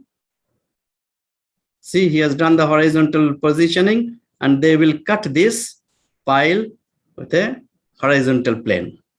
This way now, they will put some other, this crown plates, which is between the jacket pipe and the pile. They will do this for all the legs. Next, this is the topside facility, which will be having all the facilities which comes at the above sea on the platform. This topside facility, again, same barge is coming. It is lifted from the barge. Now it is going to place on that jacket. So they will lower it. It is made to such a precision that every leg has to go inside. Now it is placed there. So now they'll do the welding of the 2 legs, top sides and the jackets. They'll do welding and fix it in place.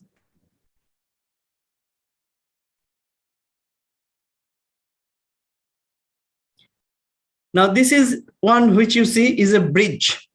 In an offshore process complex,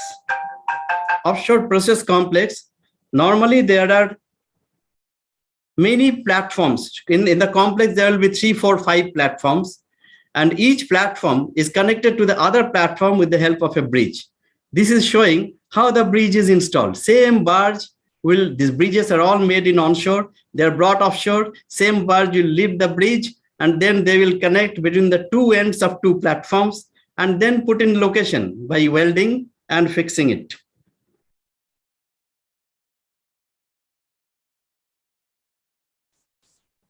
So this way, a platform and its complex, whole complex is made.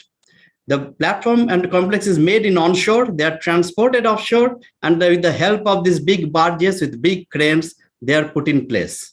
I explained to you only one method of installation. There are various different kinds of methods of installation, and which probably we can discuss later on when we have more time.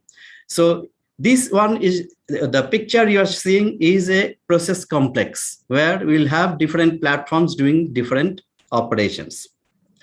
Did you get this video clearly? Anyone can answer? Yes, sir. Yes, sir. Yes, sir. It's nice. Okay, so you got some idea how these things are done there? Yes, sir. Okay. So now this one, as we said, we saw some sort of process complex being built. Wellhead towers is single towers. They are also built like that. Now, once these wellhead towers are built, drilling rig has to come to drill on these through these platforms, through these jackets, wells will go. Now, how that is done? Here is a video where a drilling rig, this is called a jack-up rig. This rig can float. Sometimes they are self-propelled, sometimes they are towed by boats. This is the one which is shown is towed by the boats to the location, and then at the location it will jack up, and then over the platform it will start drilling wells. You see these boats are towing this drilling rig close to a platform.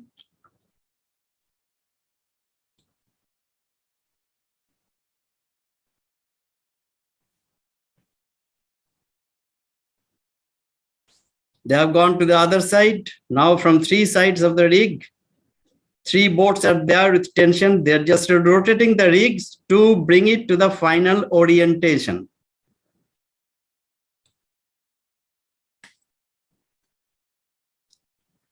Then they are slowly taking it there. And you can also notice while they are taking towards the platform, the rig legs are being lowered.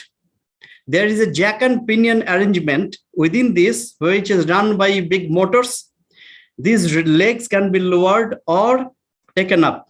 While this rig is moving towards the platform, these legs are getting lowered. And very close to the platform, legs will touch the soil to control its movement. And it has to be very slow when it is very close to the platform. You can see that it has touched the soil. Slowly it will come there. And then at the final position when it comes, they will lower this leg further. See, it is going inside the mud now, inside the soft mud. When they try to lower further, it will go to some extent inside the soft mud. And then they press it further. It gets a strong footing and the rig comes up. I have to explain a little bit more here. Okay. So it has gone inside the mud, and then once they pressed further, this whole rig has come up above water. When it is just above water, what they do, they fill this whole rig hull with water to give the maximum weight of the rig. With that water, this leg will go down little further. Just notice. It has gone down, it is filled with water, leg has gone down little bit further more. That blue water is now pumped out. And then further they push the leg down, rig comes up. And then rig mast will skid over the platform, from where they can now start drilling through the jacket of the platform. This is the way offshore jack-up rigs are docked inside a platform.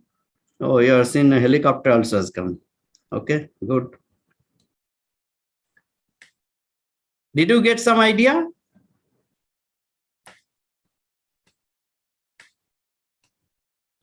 Yes, sir. Okay.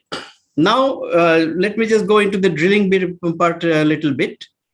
When they drill a well maybe 2, 3, 4 kilometers down there, how they drill well is they cannot drill all the way down with a single hole. Hole will collapse. So they drill to some extent and then put a casing and cement it to protect that portion. Then they drill further, put another casing through it, then they cement it between the casing and the hole. This way they put 3 or 4 casings to reach all the way up to the oil reservoir. This is explained here.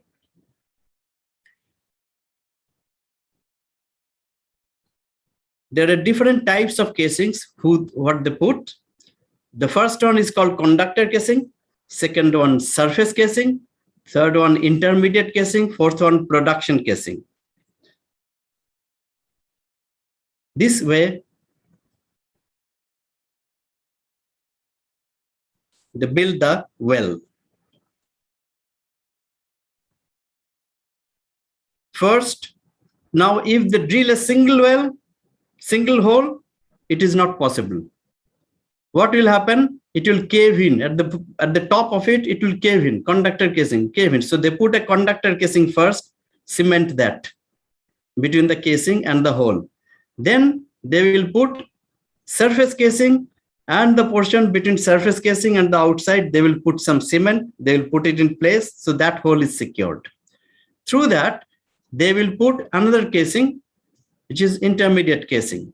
There are some troublesome zones inside the reservoir which has to be protected during drilling, after drilling. So they put an intermediate casing in those to segregate those troublesome zones. And then they reach all the way up to the oil reservoir and put a casing which is called production casing. And finally, they take a tubing through this production casing through which production can be taken. See, this is the production casing string, and through the production casing string, they will lower a tubing in it. And this tubing will be basically producing. Okay, now this production casing, once they put the production casing, they do the cementing, and then after that, they put some sort of bullets. They call it perforation. They perforate and go into the reservoir. Now there is a communication, and they have put a tubing inside, and through this, they can take the oil. Okay, so this is the way. This is the simplest of construction of a oil well. Okay. And nowadays, there are more complex construction of oil wells, which we can probably discuss at a later time. After this drilling, what we come up with in the tower is this.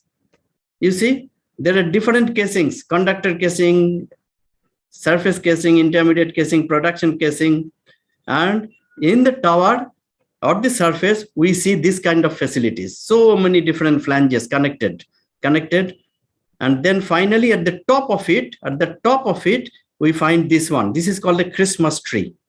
In the Christmas tree, we have these valves, different sort of valves: upper master valve, lower master valve, then swab valves, then wing valve.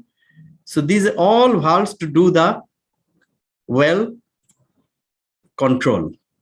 Okay, so these are the facility. These facilities are coming in the wellhead towers. And wellhead towers, from different wells, we collect the oil and gas and then send it to the complex platform where processing happens. So let me go to the process system. What is happening in the process system, which is there in the process complex? Simply put, this is like that. On the left side, you can find the wellhead platforms where we have oil production well. Okay, I have shown a water disposal well also, just to facilitate explanation of this particular processing. The very basic processing which is done in offshore process complex, of course, different process complex differ in their processing requirement and the processing facilities there. The very basic things which will be there are the separators. These are the separators which separates oil, gas, and water. What we do in offshore complex, or the upstream, is that the reservoir fluid which is coming from the bottom is having oil, gas, and water. We have to simply separate this oil, gas, and water, and then we have to do some sort of processing there to make them suitable for the refineries. Refineries will not accept anything. What is that suitable for the refineries is, first of all, water. Water is not, refineries will not take water. So you have to deal with your own water. What do you do with the water? The water is drained, this from the separator is collected from the bottom, and then it is processed to extract whatever amount of oil is there in the water through some sort of hydrocyclone, and then maybe corrugated plate interceptors. These are the units used for segregating any amount of oil which is going with the water. And after that, it is pumped into a water disposal well, which is similar in construction to these wells. So this water is disposed into a reservoir. It can be in the same reservoir from which we are taking the oil, or it may be a different reservoir, which sometimes we call an aquifer. So it just accepts that water. This water nowadays cannot be, in the olden days, we used to drain this water into sea after treating it. But nowadays, because of stricter compliance requirement throughout the world, this water cannot be drained to sea. So we normally put it into a disposal well. Otherwise, we have to put a lot of other processing equipment at the top to make it suitable for discharge into the sea. In that case, we can discharge into sea. But in the most of the places, it is going into an injection well. Now in the separator, this is a 3-phase separation. Let me just go through a small video which will explain how this separation is done. Very simple thing. This separators has got some internals in it, which is having some inlet device. There are different kinds of inlet devices there. This helps in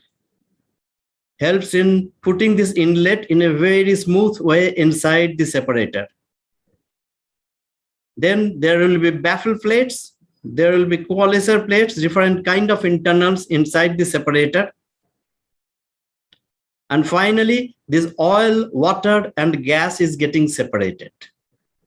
You see, and oil overflows into the other side, and from which side then oil and water will go down and gas will come up. And these separators will be built to some specifications that this gas cannot have more than certain amount of liquid particle in it. Oil cannot have more than certain amount of water in it, and water cannot have more than certain amount of oil in it. So these are the specifications, and based on those specifications, the internals are designed. Okay.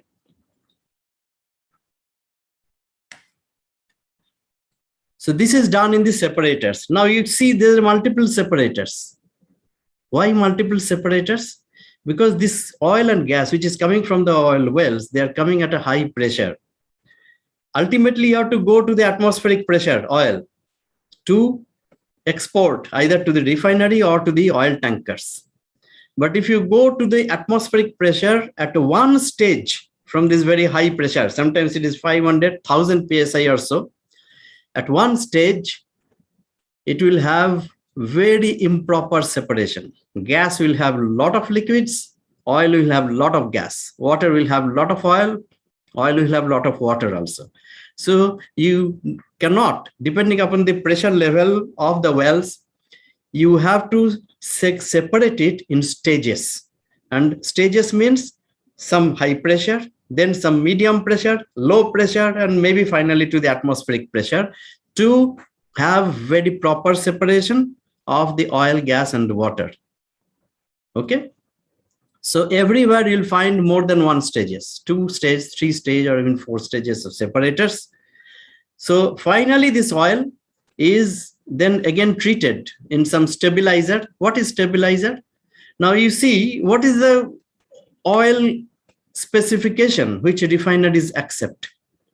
The specifications which refinery accept will be having, it will have to have some sort of RVP. What is RVP? Anyone knows? RVP is reed vapor pressure. Okay, you can just open your Google later on and see what is reed vapor pressure. It will have to meet some basic sediments and water, or it cannot be more than 0.5% in most of the places. It will have to meet a specification of salt content in oil.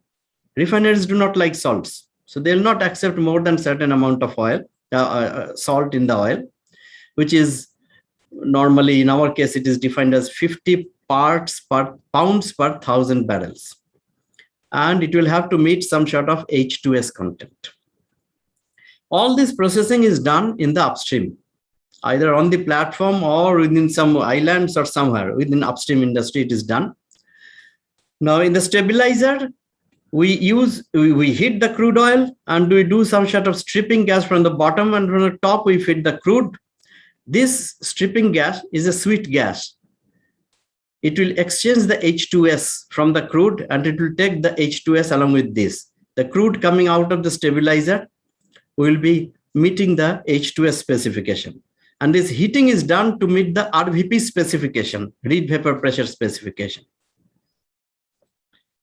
So finally, we have to meet those specifications. And once we meet those specifications, there could be other processing equipments on the platform also to meet those specifications depending upon what is coming in the inlet. And then we pump it to some storage tanks. And from the storage tanks, we export it through sea tankers or maybe pipeline directly to the refineries. So this is the oil stream. Water stream also I explained. Now on the gas stream, gas from these different stages are gathered and they are sent to gas compression facility. This gas compression also will have different stages, multiple stages of compressors. They will compress the gas like this, multiple stages. The first compressor will receive the low pressure gases, then second one will receive medium pressure, third one will receive high pressure, and finally it will go out. That gas compression it will boost the pressure, and then it will feed to a dehydration system. And from the offshore complex, whatever gas you transport through pipeline, there is a requirement of bringing down the moisture content. This is to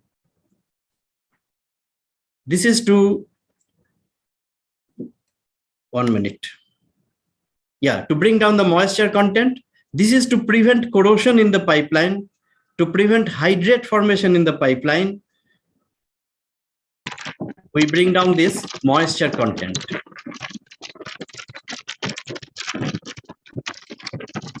There is some sound.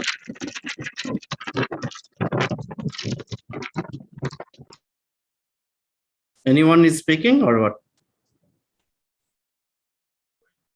Are you all okay? Yes, it's all right. Pradeep, go on, carry on. Okay, because I heard some sound, maybe if I don't know. We also heard some sound. Okay. In oil and gas platform, any abnormal sound, we become immediately very much concerned. We start investigating immediately if any abnormal sound is there. Okay. But anyway, we are right now not in oil and gas field. Okay. So gas, what we do, the gas, we do the compression and we do dehydration also. So dehydration is the requirement to prevent corrosion of the pipeline through which we are transporting, to prevent any hydrate formation and blocking of the lines. Gas dehydration, this very most simple process is the glycol dehydration, in which we use triethylene glycol. So triethylene glycol is a very good absorber of moisture. We feed the wet gas in the bottom of this contactor, we call it contactor. It can have different kind of this plates and all, different kind of internals. And then lean glycol, this pure glycol is fed from the top. This glycol and gas countercurrent flow. Glycol will remove the moisture from the gas and go down as rich glycol. And the gas will be stripped of the moisture and dry gas will go out as a product of this. Now what happens to the rich glycol? Rich glycol means glycol rich with water and some heavy hydrocarbons also it brings along with these strips from the gas. It is then treated in a glycol regeneration unit. And the process is basically simply heating and then stripping with gas, stripping with dry gas.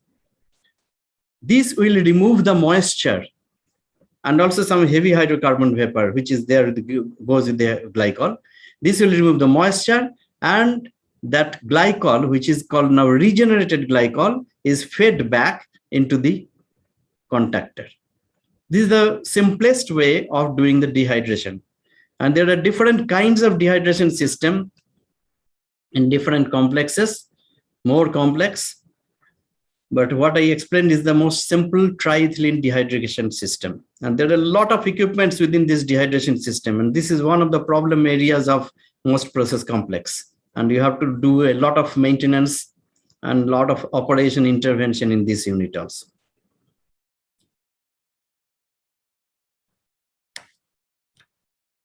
Now we are back in this page.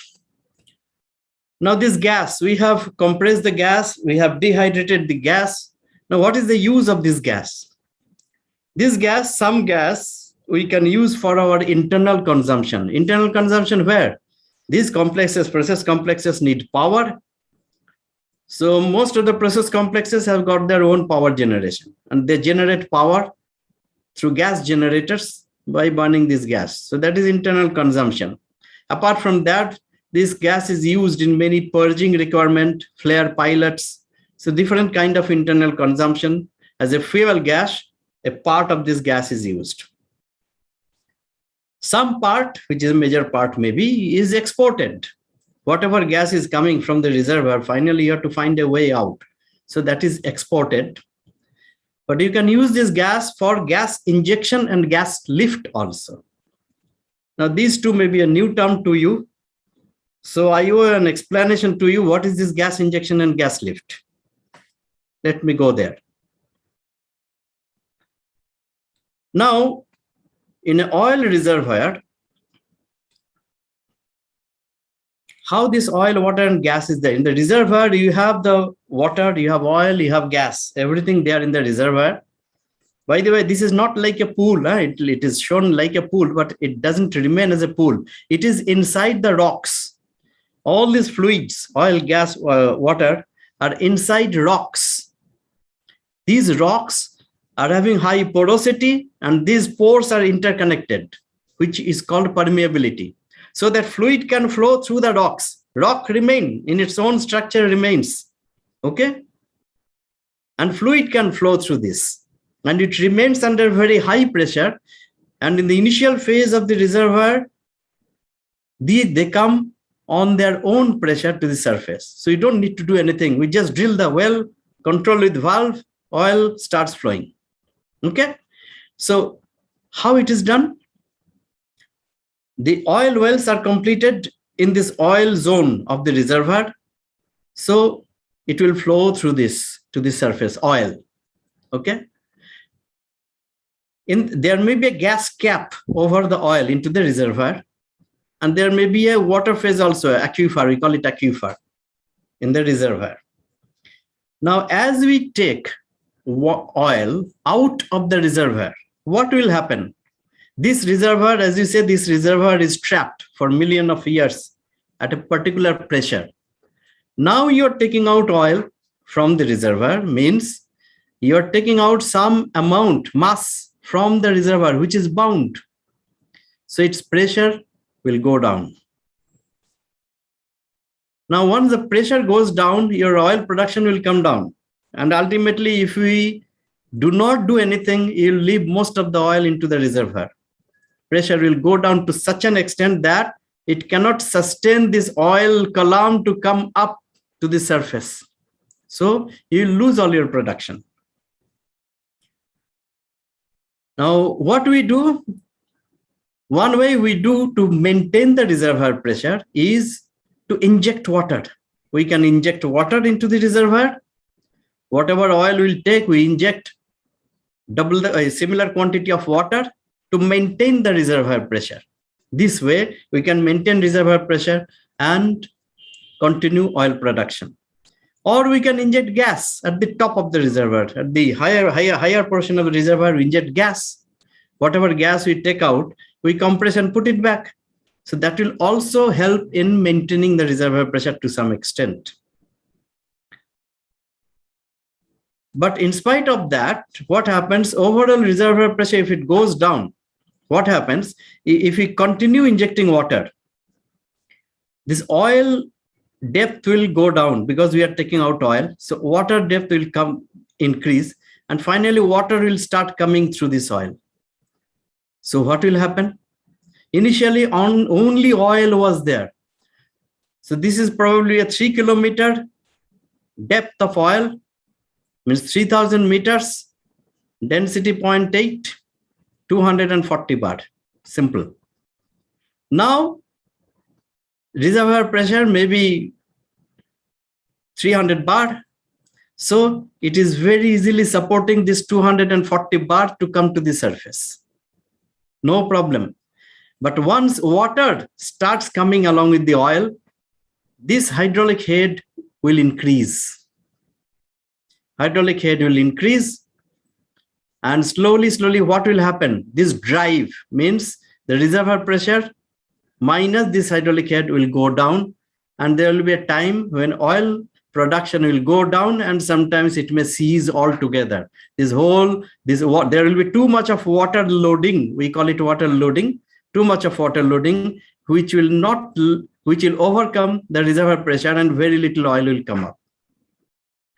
What we'll do inside the well, what we can do is, between the tubing and the annulus, we can introduce some gas. This gas will go down through these, they are called valves, gaslet valves, into the well. This gas is going down into the well and bubbles through the well fluid. What happens then? The whole hydraulic fluid, which was with oil and water, now has gas in it. So what is happening? The average density of the hydraulic fluid, this head is going down, which will create the required drive. Now the delta P between the reservoir pressure and this hydraulic head is going down. So it will start flowing the oil and water along with this. So this system is called gas lift. So by bubbling gas from the annulus to the tubing into the well, we reduce the density of this whole hydraulic head and helping bringing out the oil into the surface. And then in the surface, we separate this oil, water, and gas again. So I think you now understood the difference between gas injection and gas lift. Gas injection is done into the reservoir, but gas lift, this gas is not going into the reservoir. It is just helping the oil and water to come up to the surface into the tubing, through the tubing. So these two also are the major uses of the gas. Okay, now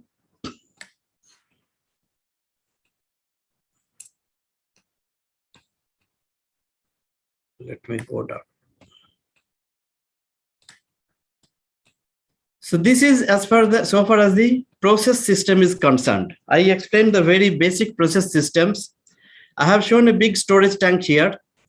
The final oil goes to a storage tank. Normally these storage tanks are very big and it cannot be accommodated in offshore platforms.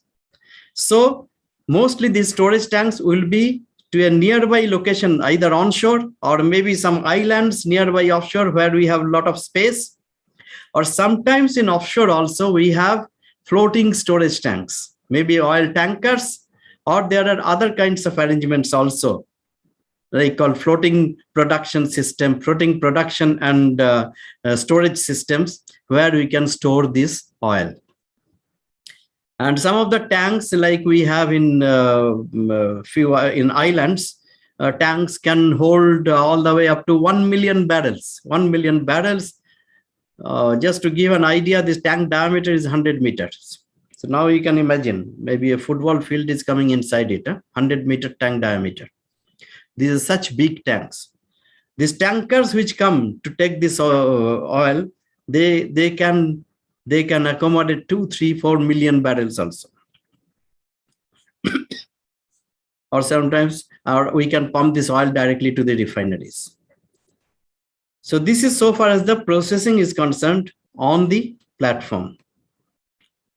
Now to run all these things in offshore location, you need a lot of other things not related to oil and gas processes, which you call utilities. Utilities means what? Now this is a process complex. It has got so many things flowing. Flow means there has to be control. There has to be control. Lot of control things are there. Like this separator, you have to control the level. You have to control the pressure, level of water, level of oil. This flow you have to control. So flow control, level control, pressure control throughout the system. Every system has got so many control systems, okay, so many control requirement, okay. And this control system requires air, instrument air. Okay, this control system will require power. Okay, this control system and this process system also will require nitrogen, also inert gas. They will require seawater. They will require different kinds of water, demineralized water. There are so many processes which requires demineralized water. All this comes under utilities. So let me explain you about the utilities, normal utilities, what we have in the system. Okay. Before that, on the water injection, I think I didn't, I missed that. I said that there is a water injection also done to maintain the reservoir pressure. A very simple process of water injection I have shown here is this water. In offshore, we have plenty of water. We have huge sea. So there's no dearth of water, but that water directly we cannot pump into the well, into the reservoir, because it is having oxygen, it is having a lot of particles, it is having a lot of bacteria. We have to treat this to make it suitable for the reservoir. First of all, reservoir. Reservoir means it is devoid of oxygen, anaerobic. So you have to remove all the oxygen, we have to remove all the particles, we have to remove all the bacteria. So what we do, we take water from the sea, we pass it through some sort of filtration system in different stages, maybe coarse filter, there will be fine filters. So a very fine filtration is done to micron level, and then it is deoxygenated, deaerated by vacuum deoxygenation process. We create vacuum to take out the oxygen, and then we put some sort of chemical also inside this, which is oxygen scavenger, to make it totally devoid of oxygen. So this water is treated, particle and oxygen is removed, and we put some other sort of chemical, which is scale inhibitor. We put some bacteria side. Different kinds of chemicals are used to make it suitable for the reservoir to accept this water. And then we pump it. We increase the pressure in stages, maybe booster pump and injection water, and bring it to a pressure which is more than the reservoir pressure, which is suitable to inject into the reservoir. And reservoir is, sometimes I said it may be 300, 350, 400 bar. So we have to increase this pressure to make it suitable for injection into the reservoir. So this water then goes to, again, these wellhead towers, where we have similar wells, exactly similar as the oil producing wells. We have water injector wells. Through these wells, we will inject into the reservoir. So this is the very simple schematics of water injection system into the reservoir. So all these facilities are also there in the offshore process complex.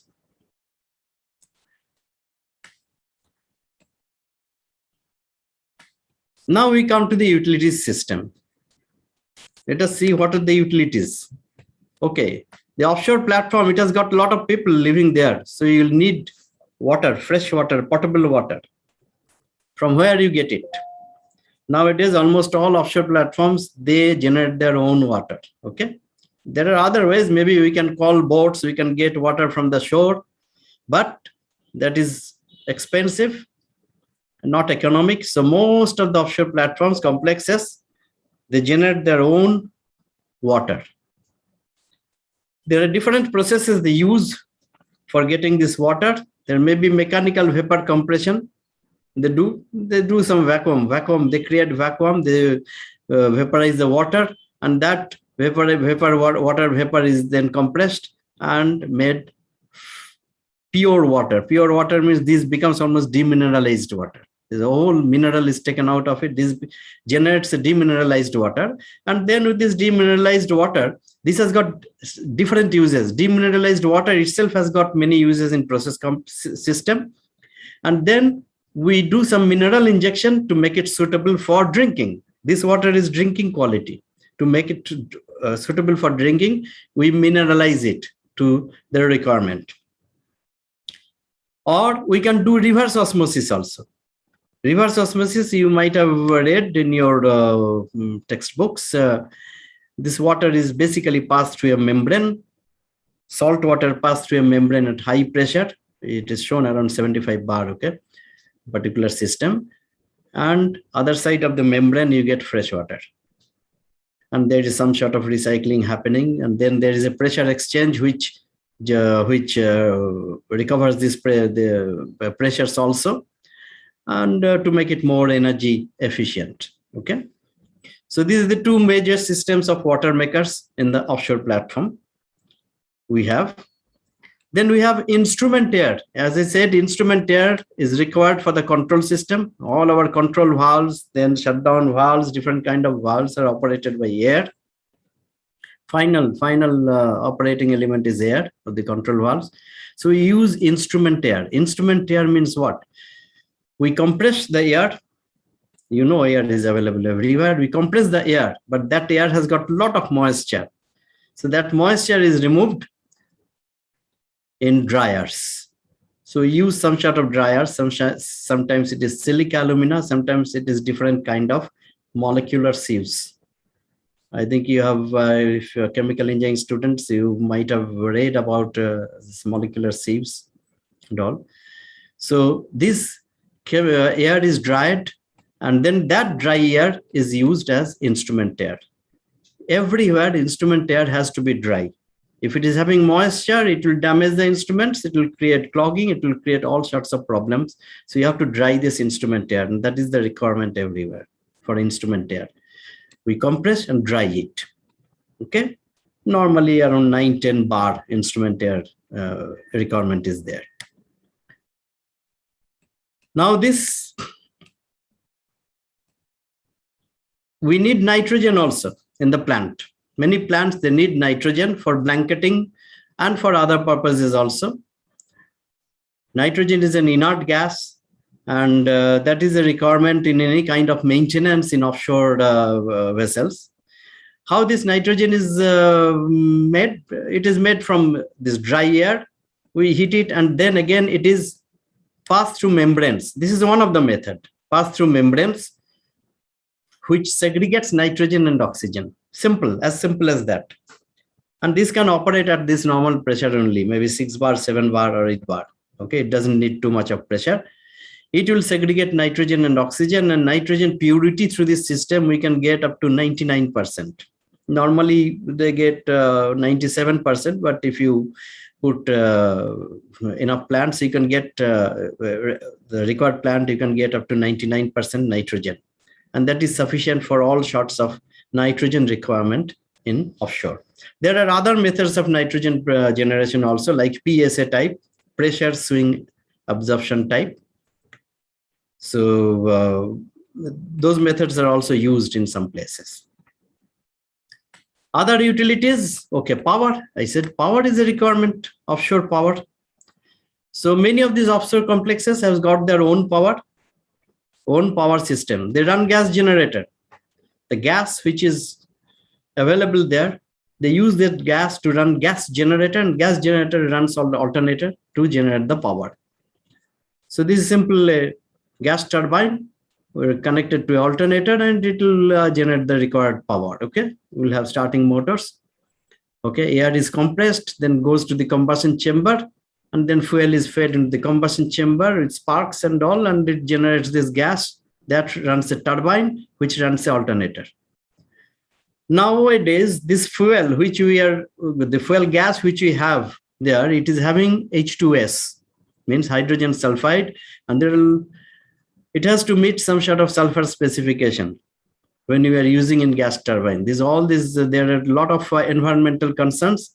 So invariably with a power turbine, when you are using fuel gas, you will probably put a sweetening unit, gas sweetening unit. And gas sweetening, what we use amines, monoethanol amine or diethanol amine. We use amine system to sweeten this gas. Sweeten means this removes the H2S and to some extent CO2 also from the gas. And then that gas is used as fuel gas to limit the exhaust pollutant contents. Okay, so in any power plant offshore, if you have a power plant offshore, this fuel gas, you'll have a treatment plant to remove the H2S before using this into the power system. A lot of people are living on the platform. This accommodation platform, they generate a lot of sewage. This sewage you cannot drop down into the sea. You have to meet certain type of specifications: biological oxygen demand, chemical oxygen demand. So this itself requires a thorough processing. So there will be invariably a sewage treatment plant wherever you have accommodation platform and a lot of people are living there. There are different kinds of sewage treatment plants. There are biological plants, there are electrochemical plants. Most of the modern plants are electrochemical type. They come in compact sizes and all. There's a lot of improvements in the design. And the final effluent which you get from the sewage treatment plant, you can get WHO certified potable water grade outlet of the sewage. But we still have inhibition in using it as potable water, drinking water. But you might be hearing that in Singapore, the sewage treatment plant outlet water is used for potable water. Okay. Couple of years back, there was a video with Singapore Prime Minister drinking sewage outlet water as potable water. You can get this treated water, potable water quality. So this is a must in there, and in many places in islands, for example, in islands in UAE, there is a big amount of this sewage water which is generated. They are not thrown into the sea. They are used for plantation, and these all islands have become green just because of this sewage water. They are as good as potable water. They are used for plantation. Then finally, this is the oil and gas platform. There is risk of fire everywhere. So you have to have a very good firefighting system. And normally the whole complex, and the whole complex is covered with fire water header, with sprinklers, with deluge valves, with fire water pumps. In case of any small amount of any indication of fire or gas, this fire water system comes into action, and it protects the equipment, keeping it cool and all. It is an immediate action. All are automated, and you can operate all these things remotely also. So this is the final utility systems. There are many other utility systems depending upon the requirement of that particular complex which might come. I'll not go through those things. I have just given you the basics, very basic things, and the minimum things which will be available in this offshore process complex. And now I want to hear from you more. That's all about my presentation. I kept it little short to answer more questions because I thought this is a very new thing to most of the people who do not have any idea of the offshore complex. So I thought I'll expect a lot of questions. So I kept some 10 minutes for answering to your questions. But if you do not have questions, then Pradeep, it was just like a movie. The whole thing. I mean, so I don't know. Definitely, the knowledge part is very much it is really good, but at the same time, lots of entertaining values also, because I learned a lot of things. So, of course, I am a new person in the oil and gas field. My area is reaction engineering and environmental engineering and bioprocess engineering. So, only that sewage treatment part, that is my core area, you can say. Okay. But it was so beautiful. So how the time passes, nobody can imagine. So like that. So students, if you have any questions, please put forward the questions. The learned speaker is very much happy to answer that. Yeah, I wanted to make it in this way just to keep people awake. I know it is very difficult to keep yourself awake in this kind of remote lectures.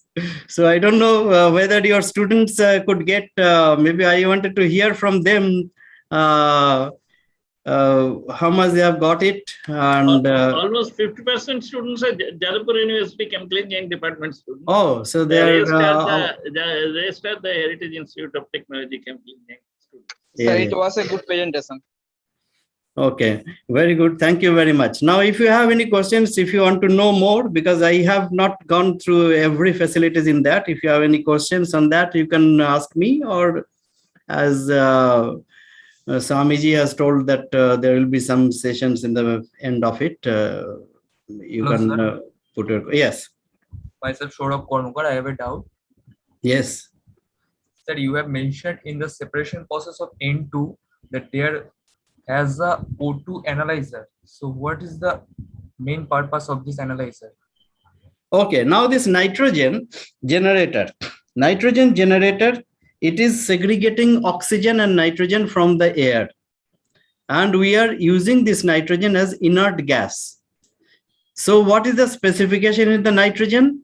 Specification required is the nitrogen is the oxygen content. Oxygen content cannot be more than certain amount. In most of the plants, they specify a oxygen content not more than 3%. That's why we put an oxygen analyzer in the nitrogen, and if it is more than 3%, automatically it will vent everything out of the system. It will not let it go into the system because it is going out of the specification. So that is the requirement of an oxygen analyzer in the nitrogen stream, and that is a control also. Okay.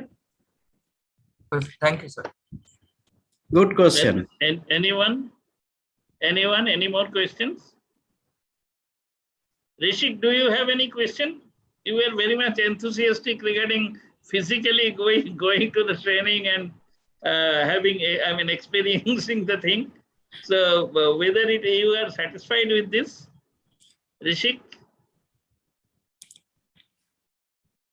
Samaga, any questions? I don't know why they have. Hello, sir. No, sir. Yes. No, sir, no questions. How did you enjoy this? So this was good. The session was good. Very good. Shayan, you have any question? Yes, sir. Sir, I have a question. Yes. Sir, in the slide of sewage treatment system, can you tell me what is the role of collection equalization tank, and after that water goes to the strainer? Sir, the collection equalization tank and strainer. Yes, collection equalization tank. This is the first tank where all the sewage comes. Now, basically, there are two types of sewage which is generated in offshore. One is called black sewage, another one is gray sewage. Black sewage is from the toilet, water closets. And gray sewage is other things like from kitchen, from hand wash and all, okay? So all these things come into this. And then they're mixed in this. That is the collection and equalization, okay? It is made into a homogeneous sewage, and then that is processed. Okay, sir. Thank you, sir. Yeah, and then it goes to strainer. Then it goes to electrochemical process. Okay, it generates chlorine and all. Then it goes to sand filter, carbon filter to remove all sorts of this pollutants, and finally, with chlorination, you get a very good treated water. Sir, also. Shayan, are you that research scholar Shayan or the UG Shayan? Hello. Sir, yeah, I am actually I have done renewable energy from. Oh yes. Actually, he is going to have PhD with Professor Bhattacharya, Chiranjeev, and myself. Okay. What is your subject? Sir, water treatment. He had the chemical engineering background in UG. Then he had the masters in renewable energy. Okay. Our heritage MTech is on renewable energy, and then again he applied on this water treatment field. So there he has applied in Jadavpur University. Okay, very good, very good.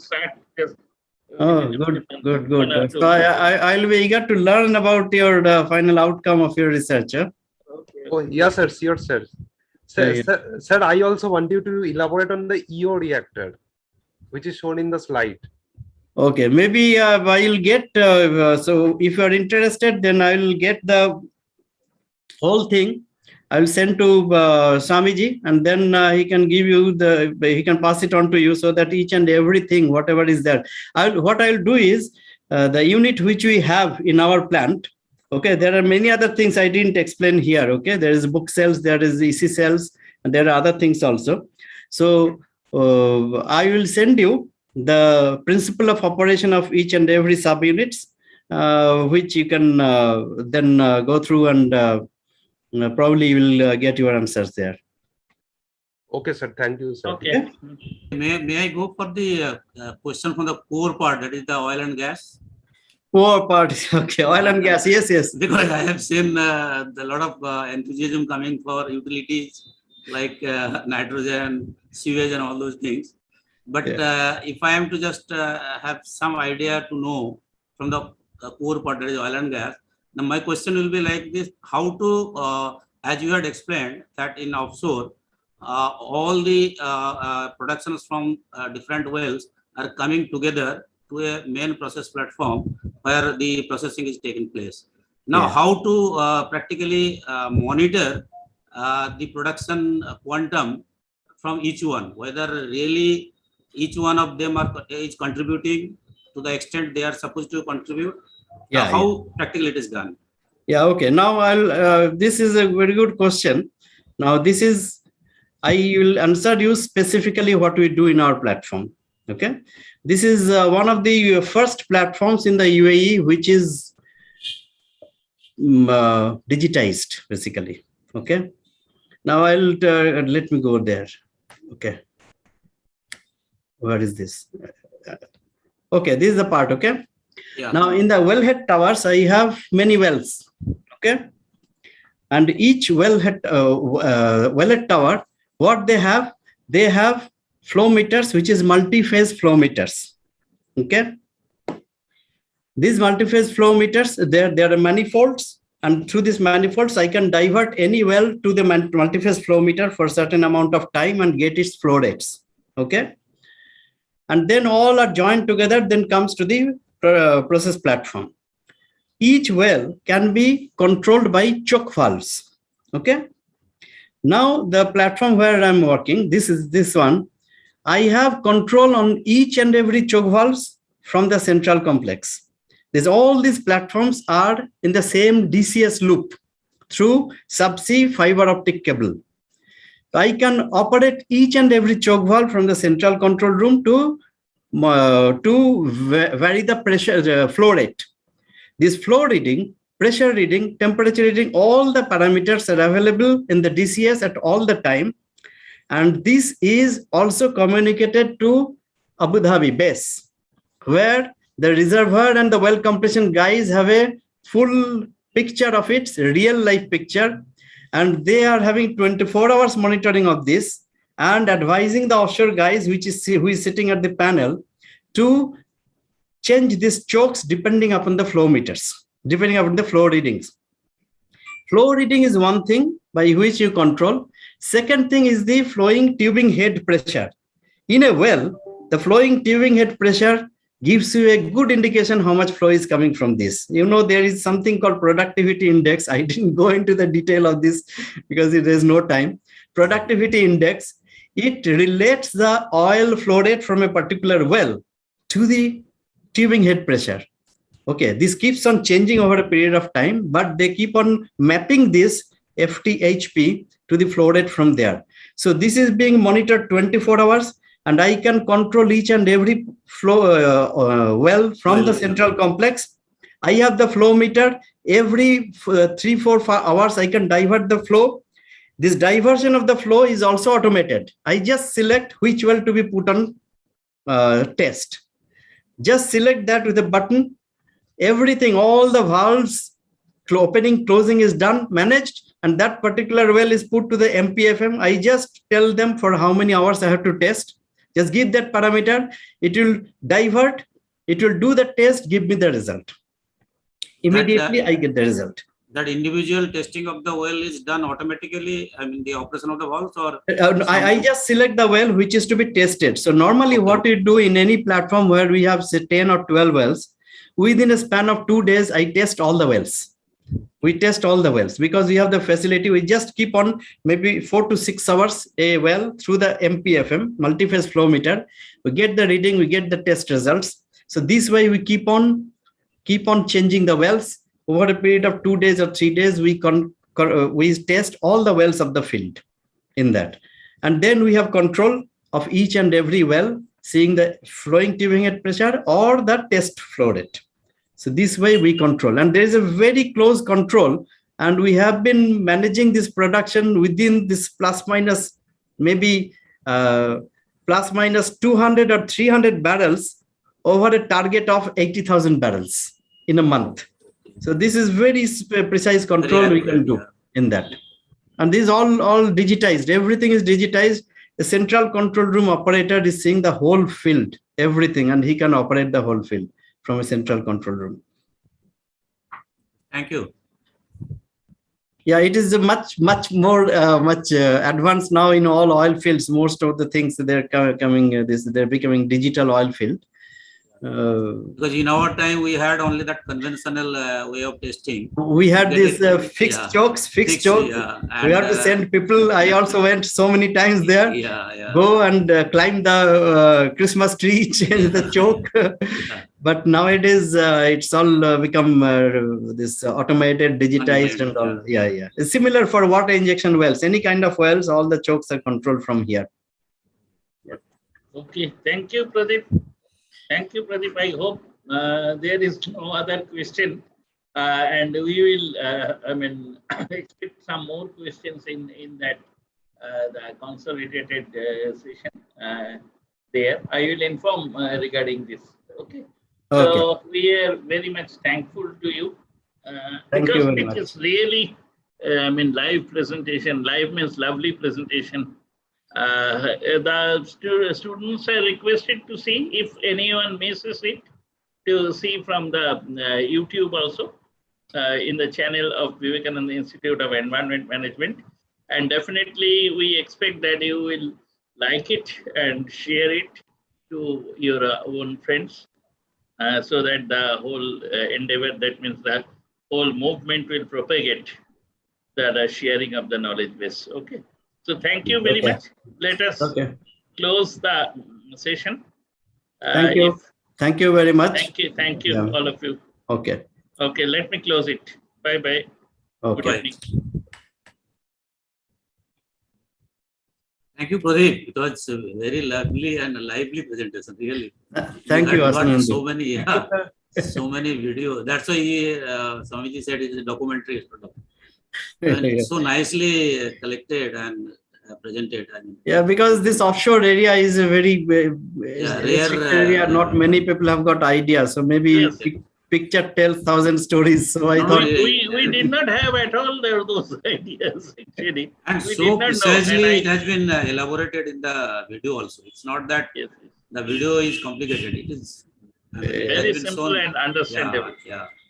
And the narration behind that with Pradeep was again marvelous. Okay.